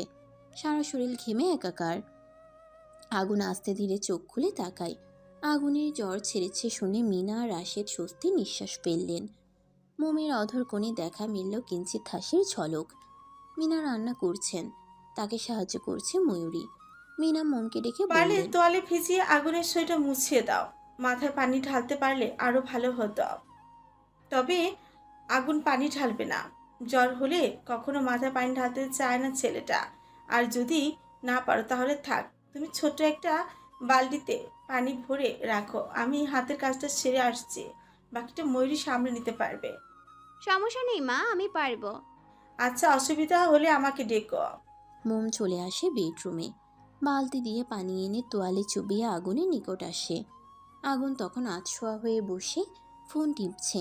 মোমকে বালতি হাতে দাঁড়িয়ে থাকতে দেখে ভ্রুকুচকে তাকায়। মোম মিষ্টি হেসে বলল, মা বলেছেন আপনার শরীর মুছে দিতে, একটু সোজা হয়ে বসুন তো। মোম বালতিতে চুবানো তোয়ালেটা মুচড়িয়ে পানি ছেড়ে আগুনের কাছাকাছি আসে। আগুন সোজা হয়ে বসলো, বুকের মধ্যে দুহাত ভাঁজ করে গম্ভীর কণ্ঠে বলল। টি শার্টের উপরে শরীর মুছে দেবে? মোম বুঝতে না পেরে অবুঝ গলায় প্রশ্ন করল। জি। আগুন বিরক্ত হলো, রাশভারী কণ্ঠে বলল। টি শার্ট না খুলে কিভাবে শরীর মুছে দেবে? মোম থমথমে খেয়ে যায়, শুষ্ক ঢোক গিলে। মিনমিন করে বলল, এখন কি এটা আমাকে খুলতে হবে? আপনি একটু কষ্ট করে খুলে দিন না। আগুন বাঁকা হাসলো, গম্ভীর স্বরে বলল। পারবো না, হাত পা ব্যথা করছে। মোমের খারাপ লাগলো। তখন আবেগের ঠেলায় শাশুড়ির কথায় রাজি হয়েছিল, কিন্তু এখন যে তার লজ্জা লাগছে। টি শার্ট খুলতে হবে সে কথা মাথাতেই ছিল না। এদিকে শাশুড়িকে বড় মুখ করে বলে এসেছে সে আগুনের শরীর মুছে দিবে। এখন কি হবে? মোম অসহায় গলায় বলল। হাতে কি খুব ব্যথা? হুম। একটু চেষ্টা করে দেখুন, ঠিক খুলতে পারবেন। আগুনের মেজাজ খারাপ হলো, দাঁতে দাঁত চেপে বলল। শরীর যেহেতু মুছে দিতে পারবেই না, তাহলে এসেছো কেন? আমি এখন সম্পূর্ণ সুস্থ। এবার যাও এখান থেকে, আমি নিজেকে সামলে নিতে পারবো, কলেজেও যেতে পারবো। মোম আঁতকে উঠল, ভীতু নয়নে চেয়ে ছটফটে গলায় বলল। এই অসুস্থ শরীর নিয়ে কলেজে কেন যাবেন? ডাক্তার বলেছেন সুস্থ না হওয়া পর্যন্ত আপনাকে বেড রেস্ট নিতে। আগুন মিটিমিটি হেসে ভাবলেশহীন গলায় জবাব দিল। বাসায় রেস্টে থেকে কি করব? কেউ তো আর সঠিকভাবে আমার যত্ন আত্তিক করছে না, তার থেকে বরং আমি কলেজেই চলে যাই। আগুন বিছানা থেকে উঠতে নিলে মোম হাত ধরে আটকায়। আগুন তীক্ষ্ণ দৃষ্টিতে তাকায় মোমের দিকে। মোম কিঞ্চিত রাগী গলায় বলল। আপনি কোথাও যেতে পারবেন না, আমি যেতে দিব না। কেন যেতে দিবে না? আমি যাবই। মোম গোমরা মুখে বলল। কোথাও যেতে হবে না আপনাকে, আমি আপনার কথা শুনবো। আগুনের মুখ চকচক করে উঠল, কণ্ঠ খাদে এনে প্রশ্ন করল। সত্যি? পরে আবার লজ্জা পেয়ে চলে যাবে না তো? দেখো, আমি কিন্তু তোমাকে জোর করছি না। না যাব না, দেখি এদিকে আসুন। আগুন ঠোঁট কামড়ে হাসে, একটু এগিয়ে বিছানার সাইডে আসে। মোম গাল ফুলিয়ে নিজের হাতে আগুনের টি শার্ট খুলে দেয়। তখনই চোখের সামনে ভেসে ওঠে আগুনের ঘন কালো লোমশযুক্ত বুক জমিন। এই বুকটা মোমের নারী সত্তার দুর্বলতার অন্যতম কারণ। ফর্সা গায়ে ঘন কালো লোমশ বুকটা যেন মোমকে উকি দিয়ে ডাকছে। মোম শুকনো ঢোক গিলল, মুহূর্তেই চোখ দুটো খিচে বন্ধ করে নেয়। মোমের অবস্থা দেখে আগুনের প্রচুর হাসি পাচ্ছে। মোমকে আরেকটু লজ্জা দেওয়ার জন্য হিসিয়ে বলে উঠল। এই কি মোম, তুমি চোখ বুঝে আছো কেন? চোখ খোলো, দেখো আমার বুকে কত ঘাম জমে আছে, ঠান্ডা লেগে যাবে তো। এই বুকটা তোমাকে ডাকছে, আই মিন ঘামগুলো মুছে দেওয়ার জন্য আর কি। আগুন মিথ্যে বলেছে, যদিও ঘাম দিয়ে জ্বর ছেড়েছে, তবে সেই ঘাম এখন শুকিয়ে গিয়েছে। এদিকে মোমের অবস্থা বেগতিক, লজ্জায় ভীষণ হাঁসফাঁস লাগছে। পিটপিট করে চোখ খুলে তাকায়। আগুন এবার শব্দ করে এসে ওঠে। মোম মুগ্ধ দৃষ্টিতে তাকিয়ে দেখে সেই হাসি। বিয়ের পরে প্রথম আগুনকে এইভাবে হাসতে দেখল। মনে মনে মাশাল্লাহ পড়তে ভুলল না। আগুনের চোখের দিকে তাকিয়ে সরল গলায় বলল। আপনি সব সময় এভাবেই হাসবেন। আপনার হাসিটা খুব সুন্দর, তবে শুধু আমার সামনেই এভাবে হাসবেন, অন্য কোনো মেয়ের সামনে হাসা আপনার জন্য বারণ। সহসা আগুনের হাসিটা মুছে গেল। মৃদু ধমকে বলল। শুধু কথা বলেই যাবে, নাকি আমার শরীর মুছে দেবে? আর কতক্ষণ এভাবে বসে থাকবো? মোমের হুঁশ ফিরল, চঞ্চল কণ্ঠে বলল। জি দিচ্ছি। তাড়াতাড়ি। মোম সুন্দর করে আগুনের গা মুছে দিচ্ছে। আগুন ইচ্ছে করে এক হাতে মোমের কোমর চেপে কাছে নিয়ে আসে। নিজের মাথাটা এলিয়ে দিল মোমের কাঁধে। মোম হক চুকিয়ে যায়। আগুন রাশভারী গলায় বলল, শরীর ভীষণ দুর্বল লাগছে, বসে থাকতে কষ্ট হচ্ছে। মোম ঠোঁট কামড়ে ব্যস্ত কণ্ঠে বলে উঠল, এতক্ষণ তো দিব্যি বসেছিলেন, এখন হুট করেই শরীর দুর্বল লাগছে? একটু আগেই তো বলছিলেন আপনি একাই সব পারেন, কলেজেও যেতে চাচ্ছিলেন, এখন কি হলো? আগুন ফোঁস করে নিঃশ্বাস ছেড়ে শান্ত গলায় বলল, দুর্বল তো ছিলাম না, কিন্তু তুমি কাছে আসায় আবার দুর্বল হয়ে গিয়েছি, সেই জন্য তোমার সাপোর্ট নিচ্ছি। গা তো মোছা শেষ, এখন সরে বসুন, আমি একটু রান্নাঘরে যাব, দেখি মায়ের কোনো সাহায্য লাগবে কিনা। হুম, সরা যাবে না, আর তোমাকেও কোথাও যেতে হবে না। রান্নাঘরের কাজ আমার মা একাই সামলে নিতে পারবে, তুমি শুধু আমার দিকে নজর দাও। মোম বোকার মতো আগুনকে আপাত মস্তক পর্যবেক্ষণ করে বলল। কেঁপে উঠল আগুন। মোমের মসৃণ কোমরে মৃদু চাপ দিয়ে আরেকটু নিজের সাথে লাগিয়ে নিল। চাপা স্বরে ধমকে বলল, তুমি এতটাও ছোট নও মোম, তুমি সব কিছুই জানো, সব কিছুই বুঝতে পারো, শুধু লজ্জা আর কিছুটা ভয়ে আমার থেকে দূরে থাকো। মোম এখন আগুনের কোলের উপর বসা। মোমের একটা হাত আগুনের ঘাড়ির উপর, আরেকটা হাত কাঁধে। ফ্যানের বাতাসে মোমের মাথার কিছু ছোট চুল কপালে লুটোপুটি খাচ্ছে। আগুন হাত বাড়িয়ে কপালে পড়ে থাকা অগোছালো চুলগুলো আলতো করে কানের পিঠে গুজে দেয়। মোম মাথা নিচু করে নিল। আগুন শীতল গলায় বলল, তুমি কি ভেবেছো আমি কিছুই জানি না? আমার বাসায় না থাকলে তুমি আমার শার্ট বের করে গায়ে জড়িয়ে রাখো ঘন্টার পর ঘন্টা, ড্রেসিং টেবিল থেকে আমার পারফিউম নিয়ে পুরো রুম স্প্রে করো। তাই তো বলি আমার পারফিউম 1 সপ্তাহের বেশি টিকে না কেন। যেখানে 1 বোতল পারফিউম আমার 1 মাস চলে যায়, সেখানে তুমি আসার পর মাত্র 1 সপ্তাহ চলে। মোম চকিতে তাকালো। এদিক ওদিক নজর ফেরায়। মোমের গলা শুকিয়ে আসছে। শুষ্ক ঢোক গিলে কাপা গলায় বলল, আপনি কিভাবে জানলেন? আগুন থেকে ফিরতি জবাব এলো না। নিজের মতো করে শান্ত কণ্ঠে বলতে লাগলো, আমার সামান্য জ্বরে কেঁদে কেটে চোখ মুখের বেহাল দশা বানিয়ে ফেলেছ। সারা রাত 2 চোখের পাতা এক করনি। রাস্তাঘাটে কত শত দুর্ঘটনা ঘটে, সেজন্য আমি কলেজে চলে গেলে সারাক্ষণ আমাকে নিয়ে চিন্তা করো। বারবার ঘড়ির কাঁটার দিকে চেয়ে আমার অপেক্ষায় সময় গুনো। কলেজ থেকে ফিরতে দেরি হলে ছটফট করো। একদিন তো কেঁদে ফেলেছিলে, মনে আছে? তোমার কি মনে হয় এসব কিছুর কারণ আমি বুঝি না? মোম মাথা নিচু করে নিল। হাতে পায়ে নামলো চিরচেনা সেই কম্পন। আগুন এক হাত দিয়ে আলতো করে মোমের চোয়াল চেপে ধরল। শীতল গলায় বলল, উত্তর দাও।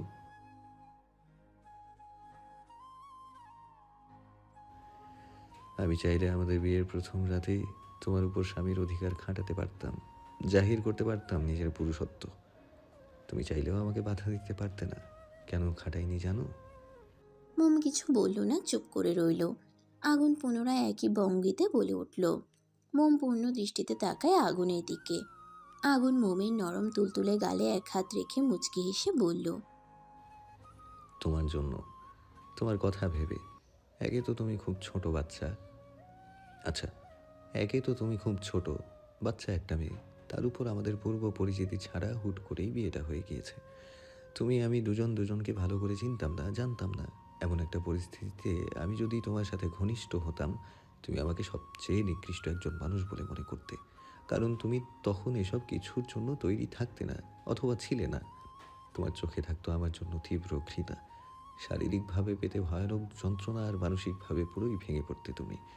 আমি কখনো চাইনি তোমার মতো নিষ্পাপ একটি ফুল অকারে ঝরে যাক। সেজন্য আমি তোমাকে সময় দিয়েছি, প্রয়োজনে ভবিষ্যতেও দিব। 29 বছর জীবনে কখনো কোনো নারীর শরীরের প্রতি লোভ জন্মায়নি। আশা করি ভবিষ্যতেও এর ব্যতিক্রম হবে না।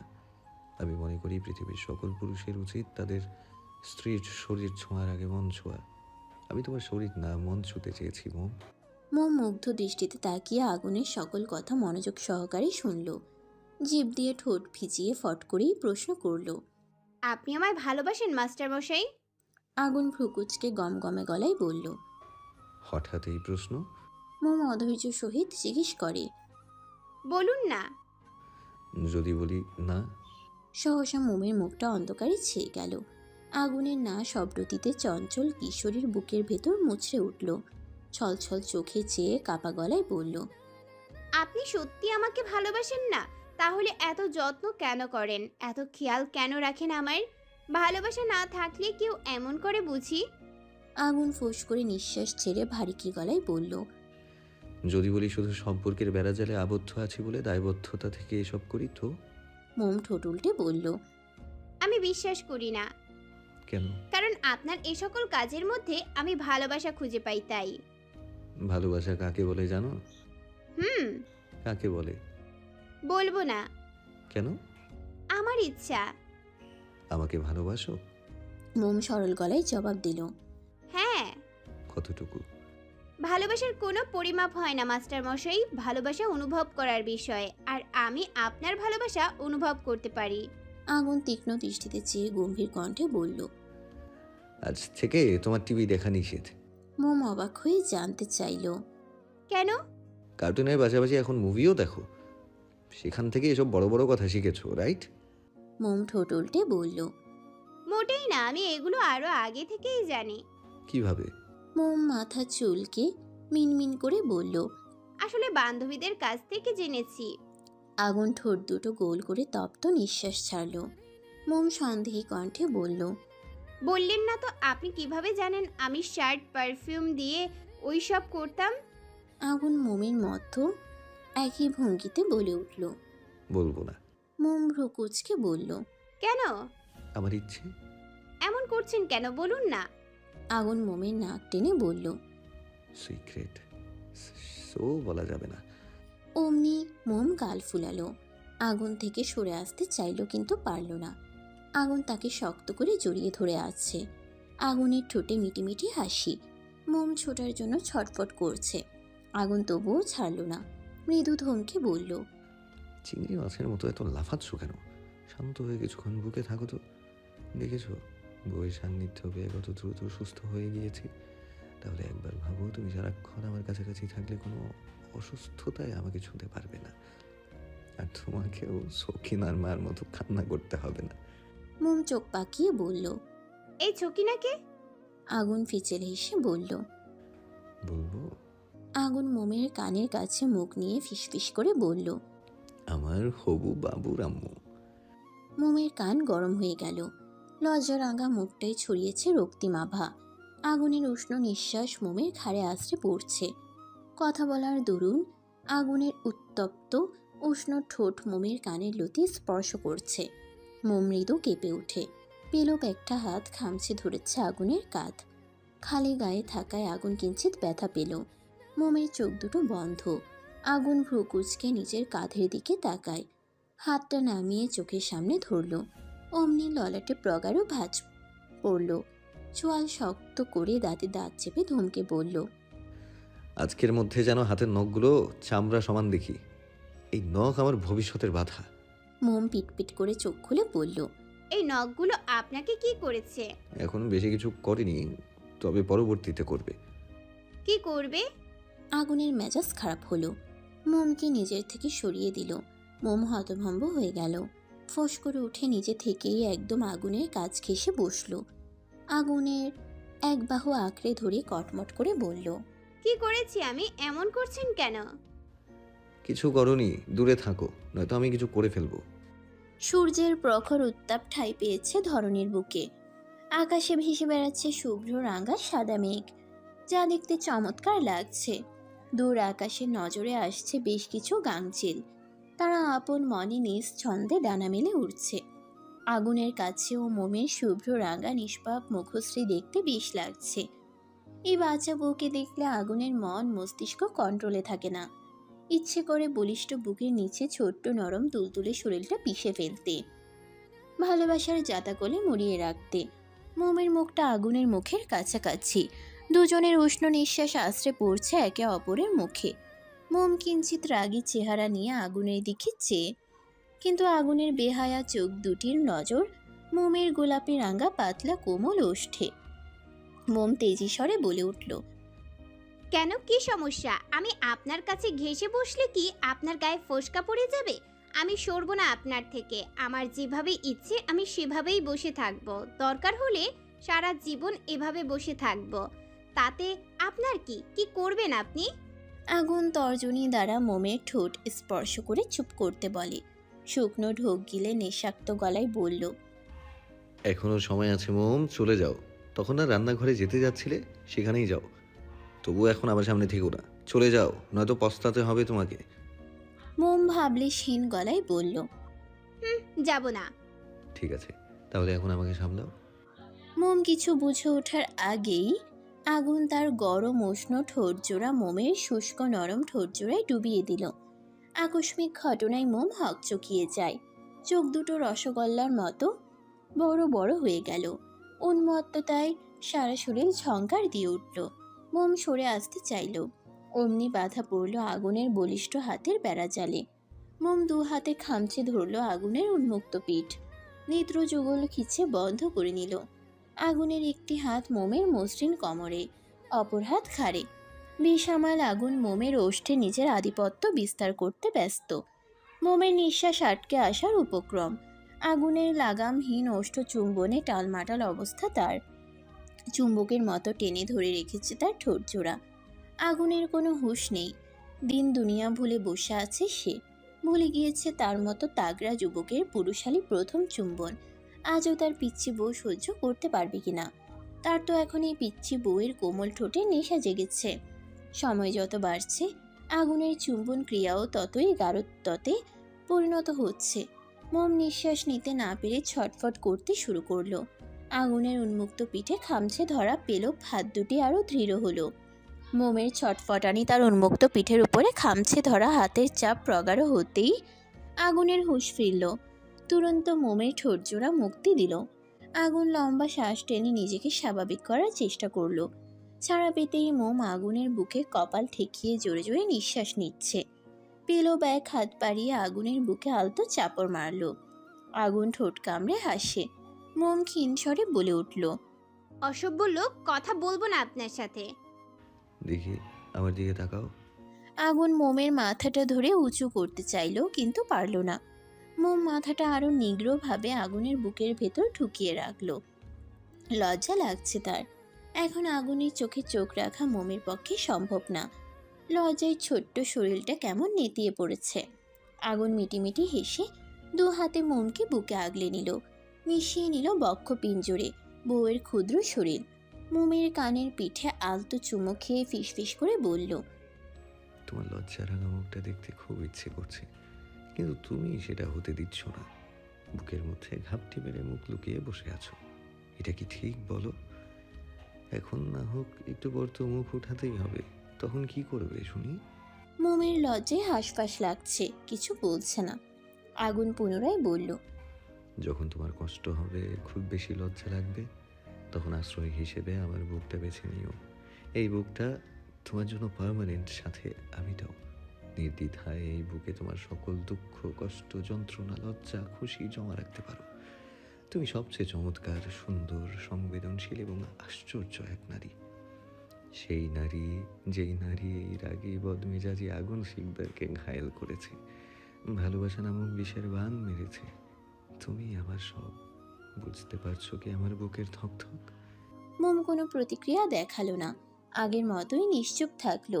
ঠোঁট চেপে ঘন পাপড়ি যুক্ত নয়ন জোড়া খিচে বন্ধ করে আগুনের উন্মুক্ত বুকের সঙ্গে মিশে রইল। দুপুরে খাওয়ার সময় আইমান আসলো আগুনের ফ্ল্যাটে। ঘুম থেকে উঠে সেলিনার থেকে ভাইয়ের অসুস্থতার খবর শুনে আসতে চেয়েছিল, তবে ইম্পর্ট্যান্ট ক্লাস থাকে আসতে পারেনি। তাছাড়া ময়ূরীকে ফোন করে আগুনের বডি কন্ডিশনের কথা জিজ্ঞেস করলে সে বলেছে এখন আগুনের গায়ে জ্বর নেই। স্বস্তি নিঃশ্বাস ফেলে ভার্সিটি চলে যায় সে। আগুনের পিছে যতই লাগুক, সত্যি এটাই যে আইমান তার বড় ভাইকে ভীষণ ভালোবাসে এবং সম্মান করে। ভার্সিটি শেষে আর বাড়ি যায়নি, সেখান থেকে সোজা আগুনের ফ্ল্যাটে চলে এসেছে। গোসল করে আজকে মোম শাড়ি পরেছে। মূলত মিনা তাকে বলেছেন শাড়ি পরতে। যেহেতু এতদিন পর শাশুড়ি এখানে এসেছেন, শাড়ি পরতে বায়না করলেন। না পরলে ব্যাপারটা খারাপ দেখায়। তাছাড়া মোমের এখন শাড়ি পরতে কোনো অসুবিধা হয় না, নিজে নিজেই পরতে পারে। সেজন্য থ্রি পিস না পরে শাড়ি পরলো। ড্রেসিং টেবিলের সামনে দাঁড়িয়ে হাঁটু সমান লম্বা সিল্কি চুলগুলো তোয়ালে দিয়ে আলতো করে মুছে নিচ্ছে। শাড়ির ফাঁক গলিয়ে মোমের ফর্সা পেট দেখা যাচ্ছে, যা দরজায় হেলান দিয়ে দাঁড়িয়ে থাকা আগুনের চোখ ধাঁধিয়ে দিচ্ছে। কয়েক কদম এগিয়ে এসে পেছন থেকে মোমকে জড়িয়ে ধরল, মুখ ডুবিয়ে দিল মোমের ভেজা খোলা ঘন কালো লম্বা চুলে। নিঃশ্বাসের সাথে টেনে নিল মোমের চুলে থাকা সুঘ্রাণ। আগুনের হুট করে জড়িয়ে ধরায় মোমের শরীর ঝাঁকুনি দিয়ে উঠল, কেঁপে উঠে মোমের ছোট সত্তা। আগুনের বলিষ্ঠ দুটি হাত মোমের পেটের উপর রাখা। মোম আগুনের হাতের উপর নিজের এক হাত রেখে সম্মুখের আয়নায় আগুনের মুখশ্রী দেখে মৃদু চেঁচিয়ে বলে উঠল, কি করছেন কি? আপনার কি লজ্জা বলতে কিছু নেই? দরজা খোলা, কেউ চলে আসবে, ছাড়ুন। আগুন মোমের ঘাড়ে থুতনি রেখে আয়নায় মোমের দিকে চেয়ে শান্ত কণ্ঠে বলল, কেউ আসবে না, তুমি অযথা টেনশন করছো। এই ছোট্ট মাথায় এত টেনশন নেওয়া ঠিক না। বলেছে আপনাকে এক্ষুনি ময়ূরী আপু অথবা মা এসে বলবেন খেতে যেতে। আগুন পুনরায় কিছু বলতে উদ্যত হতেই পেছন থেকে কারো ভরাট স্বর ভেসে আসে। রোমান্স করবে ভালো কথা, কিন্তু দরজাটা বন্ধ করে রোমান্স করতে কি সমস্যা? তোমাদের বোঝা উচিত বাড়িতে আমার মতো নিষ্পাপ একটা বাচ্চা আছে। এভাবে নিষ্পাপ একটা বাচ্চাকে কষ্ট দিতে তোমাদের বিবেকে বাঁধলো না? এমন স্বাধীনতা কি আমরা চেয়েছিলাম? এখন এই নিষ্পাপ বাচ্চাটা যে তার হবু বউকে খুব মিস করছে, তার কি হবে? আগুন তুরন্ত মোমকে ছেড়ে দূরে সরে দাঁড়ায়, তীক্ষ্ণ দৃষ্টিতে তাকায় দরজার দিকে। আইমান দরজার সাথে ঠেস দিয়ে হাসি মুখে দাঁড়িয়ে আছে। আগুন গম্ভীর কণ্ঠে বলল, কি চাই? আইমান ঠোঁট উল্টে বলল, তোমাদের থেকে কিছু চাই না, আর যেটা চাই সেটা বললেও এখন তুমি দেবে না, তাই না বলাই ভালো। মা তোমাদেরকে খেতে ডাকছে, খাওয়ার ইচ্ছে হলে আসো, ইচ্ছে না হলে রোমান্স কন্টিনিউ করো। অবশ্য রোমান্স করলে আর খিদে পায় না। যাই হোক, আমি কিন্তু কিছু দেখিনি। আগুন চোখ রাঙিয়ে তাকায়। আইমান পাত্তা দিল না, শীষ বাজাতে বাজাতে রুম ত্যাগ করলো। আইমান যেতেই মোম আগুনের নিকট তেড়ে আসে, ঝাঁঝালো গলায় কাদো কাদো মুখ করে বলল, বলেছিলাম না কেউ চলে আসবে, আমার কথা শুনলেন না, এখন হলো তো। আগুন ভ্রুকুচকে চওড়া গলায় বলল। কি হলো? মোমের মুখ হা হয়ে যায়, অবাক হয়ে জানতে চাইল, কি হলো মানে? আয়মান ভাইয়া তখন আমাদের একসাথে দেখে ফেলেছিল। আমি জানি তিনি মিথ্যা বলেছেন যে কিছু দেখেনি। এখন ওনার সামনে কিভাবে যাব? মোমের কথায় আগুনের কোনো ভ্রুক্ষেপ নেই, ভাবলে হীন গলায় বলল, সো হোয়াট, দেখলে দেখেছে, তাতে কি? বক বক না করে খেতে চলো। বলেই আগুন ডাইনিং রুমের দিকে প্রস্থান করলো। এদিকে মোমের ভীষণ কান্না পাচ্ছে। ছি, আইমান ভাইয়া কি ভাবছেন? নিশ্চয়ই মোমকে নির্লজ্জ ভাবছে, কিন্তু মোমের তো লজ্জা আছে। লজ্জা তো নেই এই কুমড়ো মার্কা লোকটার। মোম এখন কি করবে? কিভাবে যাবে সবার সামনে? আইমান ভাইয়া কাউকে বলে দিবে না তো? কাউকে না বললেও তার সামনে মোম যাবে কিভাবে? লজ্জা লাগছে তার। ঠোঁট উল্টে কাদো কাদো মুখ করে মোমো চলল আগুনের পিছু পিছু। লাঞ্চ করে রাশেদ আইমান কিছুক্ষণ রেস্ট নিয়ে তারা বাড়ি চলে গেল। আগুনের ফ্ল্যাটে থেকে গেল মিনা, ময়ূরী। তার আদরের বড় ছেলে অসুস্থ আর মিনা চলে যাবেন, এমনটা কি হয়? ছেলে পুরোপুরি সুস্থ না হওয়া পর্যন্ত তিনি বাড়ি ফিরবেন না। মিনা থেকে গেলেও ময়ূরী চলে যেতে চেয়েছিল। আগুন ময়ূরীকে যেতে নিষেধ করেছে। কালকে একটা বিশেষ দিন, আগুন একা হাতে সবকিছু সামলাতে পারবে না। সেজন্য ময়ূরীকে বলেছে সে যেন থেকে যায়। ময়ূরী ভাইয়ের কথা মেনে নিয়েছে। তাছাড়া আগামী 2 দিন তার কলেজ বন্ধ, তবে প্রাইভেট আছে, এতেও কোনো সমস্যা নেই। প্রাইভেটের পড়াটা না হয় ক্লাসমেটের থেকে জেনে নিবে। অগত্যা ময়ূরী নিজের ক্লাসমেটকে ফোন করে বলে রেখেছে স্যার যা পড়া দিবেন ওকে যেন হোয়াটসঅ্যাপ সেটা জানিয়ে দেয়।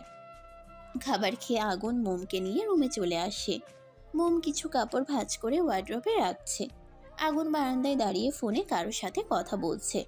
কথা বলা শেষ করে রুমে এসে দেখলো মোম বাচ্চাদের মতো গাল ফুলিয়ে গালে এক হাত দিয়ে বসে আছে।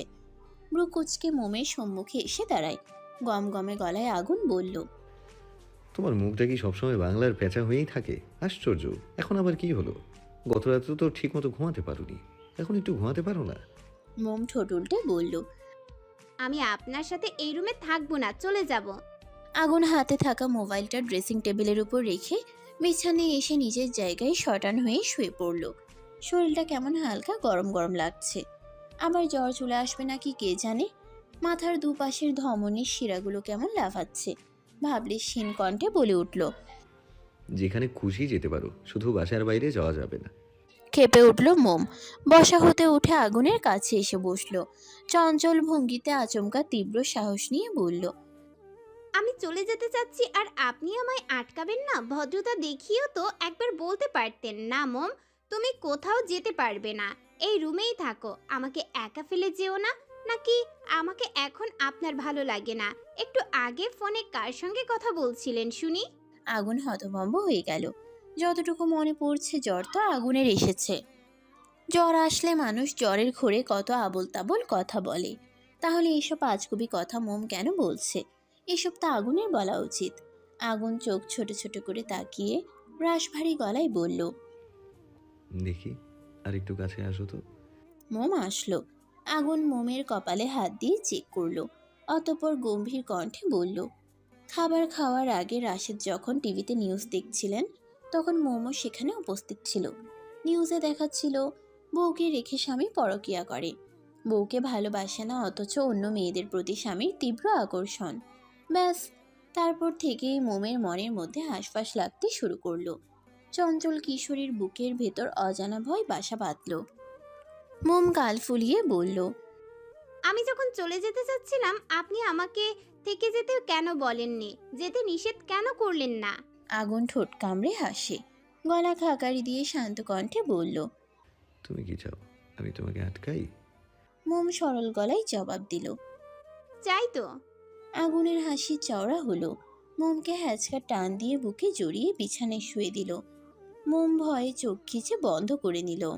মৃদু রাগী গলায় বলল, এমন কেউ করে? ভয় পেয়ে গিয়েছিলাম। আগুন অধরের হাসি বজায় রেখে শীতল গলায় বলল। আমি আছি তো, তাহলে ভয় কিসের? মোম এসব কথা কানে নিল না। মনের মধ্যে থাকা প্রশ্নগুলো ছটফট কণ্ঠে বলে উঠল, মাস্টার মশাই, আপনি আমাকে ভালোবাসেন বা না বাসেন সমস্যা নেই, শুধু সারা জীবন আমার পাশে ভরসার যোগ্য একজন মানুষ হয়ে থাকলেই চলবে।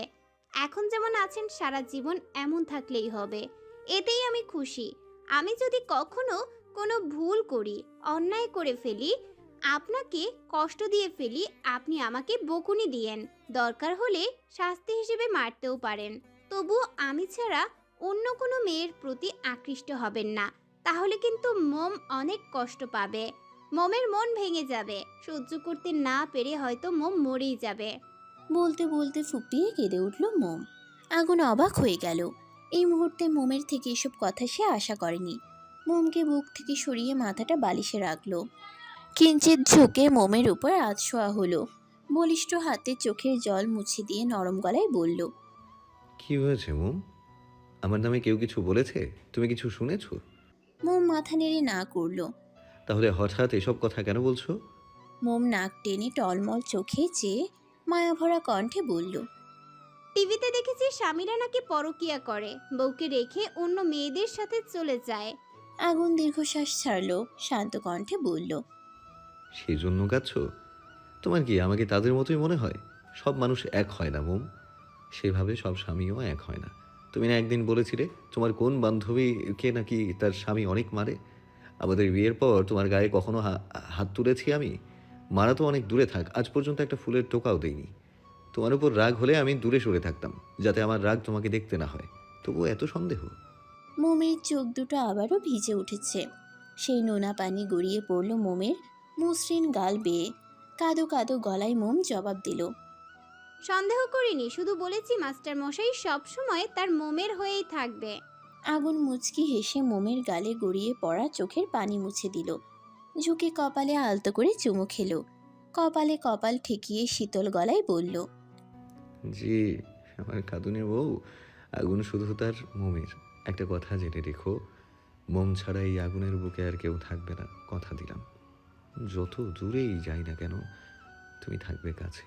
তুমি ছাড়া এই জীবনে কে থাকবে আর পাশে? আগুন কলেজ থেকে 3 দিনের ছুটি নিয়েছে। একদিন তো অনুমতি ব্যতীত ছুটি কাটিয়েছে জ্বরের জন্য। মিনার কথায় আরও 2 দিন বাড়িয়ে ছুটি নিয়েছে। যদিও আগুন এখন মোটামুটি সুস্থ, শুধু রাতে অল্প জ্বর ছিল। এতেই মিনা অস্থির হয়ে ছেলেকে 2 দিন বাড়িয়ে 3 দিনের ছুটির জন্য অ্যাপ্লিকেশন করালেন। আজকে একটি বিশেষ দিন, সে কথা স্মরণ হতেই আগুনও মায়ের কথায় রাজি হয়ে গিয়েছে। এদিকে মোম তো একজন আছেই। আগুন বলেছে সে ঠিক আছে, তার কোনো অসুবিধা হচ্ছে না, কিন্তু মোম মানতে নারাজ। তার এক কথা, অল্প জ্বরই বা থাকবে কেন, সেই জন্য ডাক্তার যেই টেস্টগুলো দিয়েছেন সেগুলো এখন করাতে হবে। আর মিনা ও মোমের কথাই সাই জানিয়েছেন। অগত্যা আগুন বাধ্য হয়ে মোমকে সাথে নিয়ে পরিচিত এক হসপিটালে টেস্টগুলো করানোর জন্য চলে গেল। সেখানে আগুনের চেনা জানা ভালো একজন ডক্টর আছে। মোম বোরকা পরেছে, চোখ ছাড়া তার আপাত মস্তক বোরকার আড়ালে ঢাকা। আগুন নিজের গাড়িতে করেই এসেছে। মোমকে সিটে বসিয়ে সুন্দর করে সিট বেল্ট লাগিয়ে দিল। নিজে বসে পড়ল ড্রাইভিং সিটে। মোম এটা সেটা বলছে আর আগুন চুপ করে শুনছে। আগুন ড্রাইভিং করার পাশাপাশি মুখোশের আড়ালে ঢাকা মোমের ক্ষুদ্র আদল তীক্ষ্ণ দৃষ্টিতে পর্যবেক্ষণ করছে।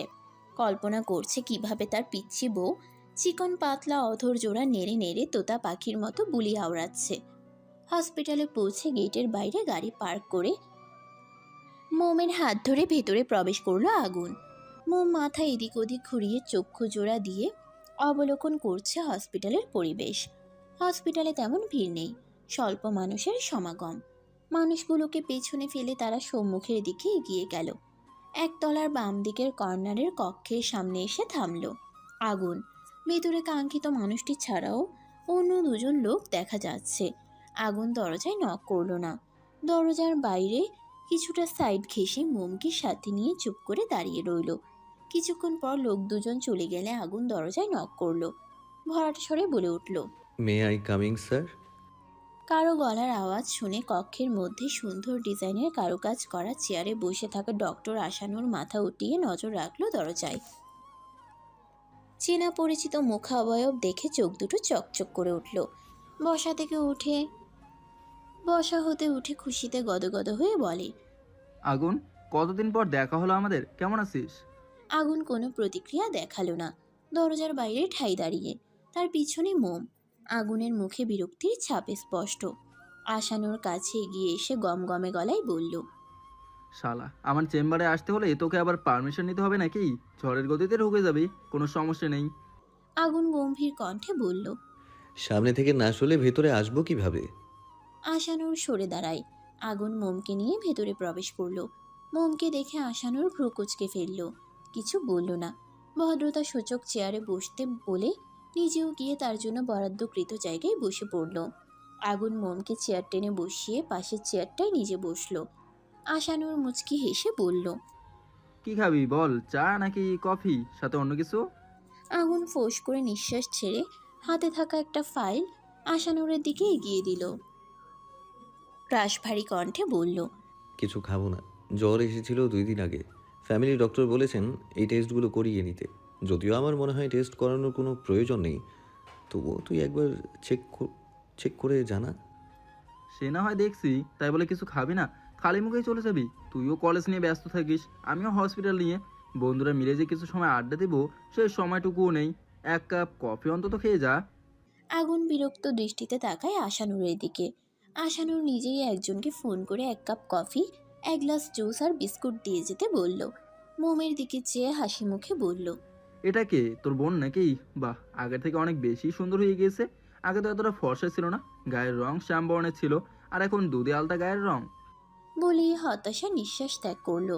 পুনরায় বলল, মেয়েদের সুন্দর হওয়ার জন্য কত রকমের প্রোডাক্ট বের হয়েছে রে, এইসব মেখেই তো মেয়েরা ময়দা সুন্দর হয়। তুই এবার ভাবিস না তোর বোনকে মিন করে কিছু বলছি, আমি বাকি মেয়েদের উদ্দেশ্যে বললাম আর কি। তা ময়ূরী, কেমন আছো তুমি? পড়াশোনা ঠিকঠাক চলছে তো? পড়া নিয়ে কোনো সমস্যা হলে নির্দ্বিধায় আমাকে ফোন করে জানাতে পারো। আমি যেহেতু একজন ডক্টর, আশা করি তোমার অনেক হেল্প হবে। আগুন এতক্ষণ চোয়াল শক্ত করে আশানুরের কথাগুলো শুনল। আশানুর থামাতেই টেবিলের উপর বলিষ্ঠ হাতে কিছুটা জোরেই থাপ্পড় দিয়ে দাঁতে দাঁত চেপে ধমকে বলল, আর একটাও যদি আজাইরে কথা বলিস তাহলে গরম কফি তোর মুখে ঢেলে দিব। আশানুর হক চুকিয়ে যায়। মোমো কিঞ্চিত ভয় পেল। আশানুর ব্যগ্র কণ্ঠে বলল, রেগে যাচ্ছিস কেন? ওহো, তোর বোনকে ফোন করতে বলায় রাগ করছিস? আরে এতে রাগ করার কি আছে, তোর বোন মানে তো আমারও বোন। আগুন গলা ছেড়ে চিৎকার করে উঠল। শারাপ! আর একবার ওকে আমার বোন বললে তোর শ্বাসনালী চেপে ধরবো। আশানুর শুকনো ঢোক গিলে আমতা আমতা করে বলল, ভাই প্লিজ তুই শান্ত হ, এটা হসপিটাল, এখানে আমার একটা রেপুটেশন আছে। এভাবে চিৎকার করে আমার ইমেজ খারাপ করিস না। আগুন দমে গেল। মোমকে এক পলক দেখে শান্ত কণ্ঠে বলল। তোকে যেটা বললাম সেই কাজটা কর। আশানুর তীক্ষ্ণ দৃষ্টিতে চেয়ে শোধালো। তোর বোন না হলে ওকে? আগুন ভাবলে ক্ষীণ গলায় বলল। তোর ভাবি। আশানুরের চোখ দুটো বড় বড় হয়ে গেল। অবিশ্বাসের সুরে বলে। হোয়াট? আমার তো কোনো ভাই নেই, আমি আমার বাবা মায়ের একমাত্র সন্তান, তাহলে ভাবি আসবে কোথা থেকে? আগুনের মেজাজ খারাপ হলো। চিবিয়ে চিবিয়ে বলল।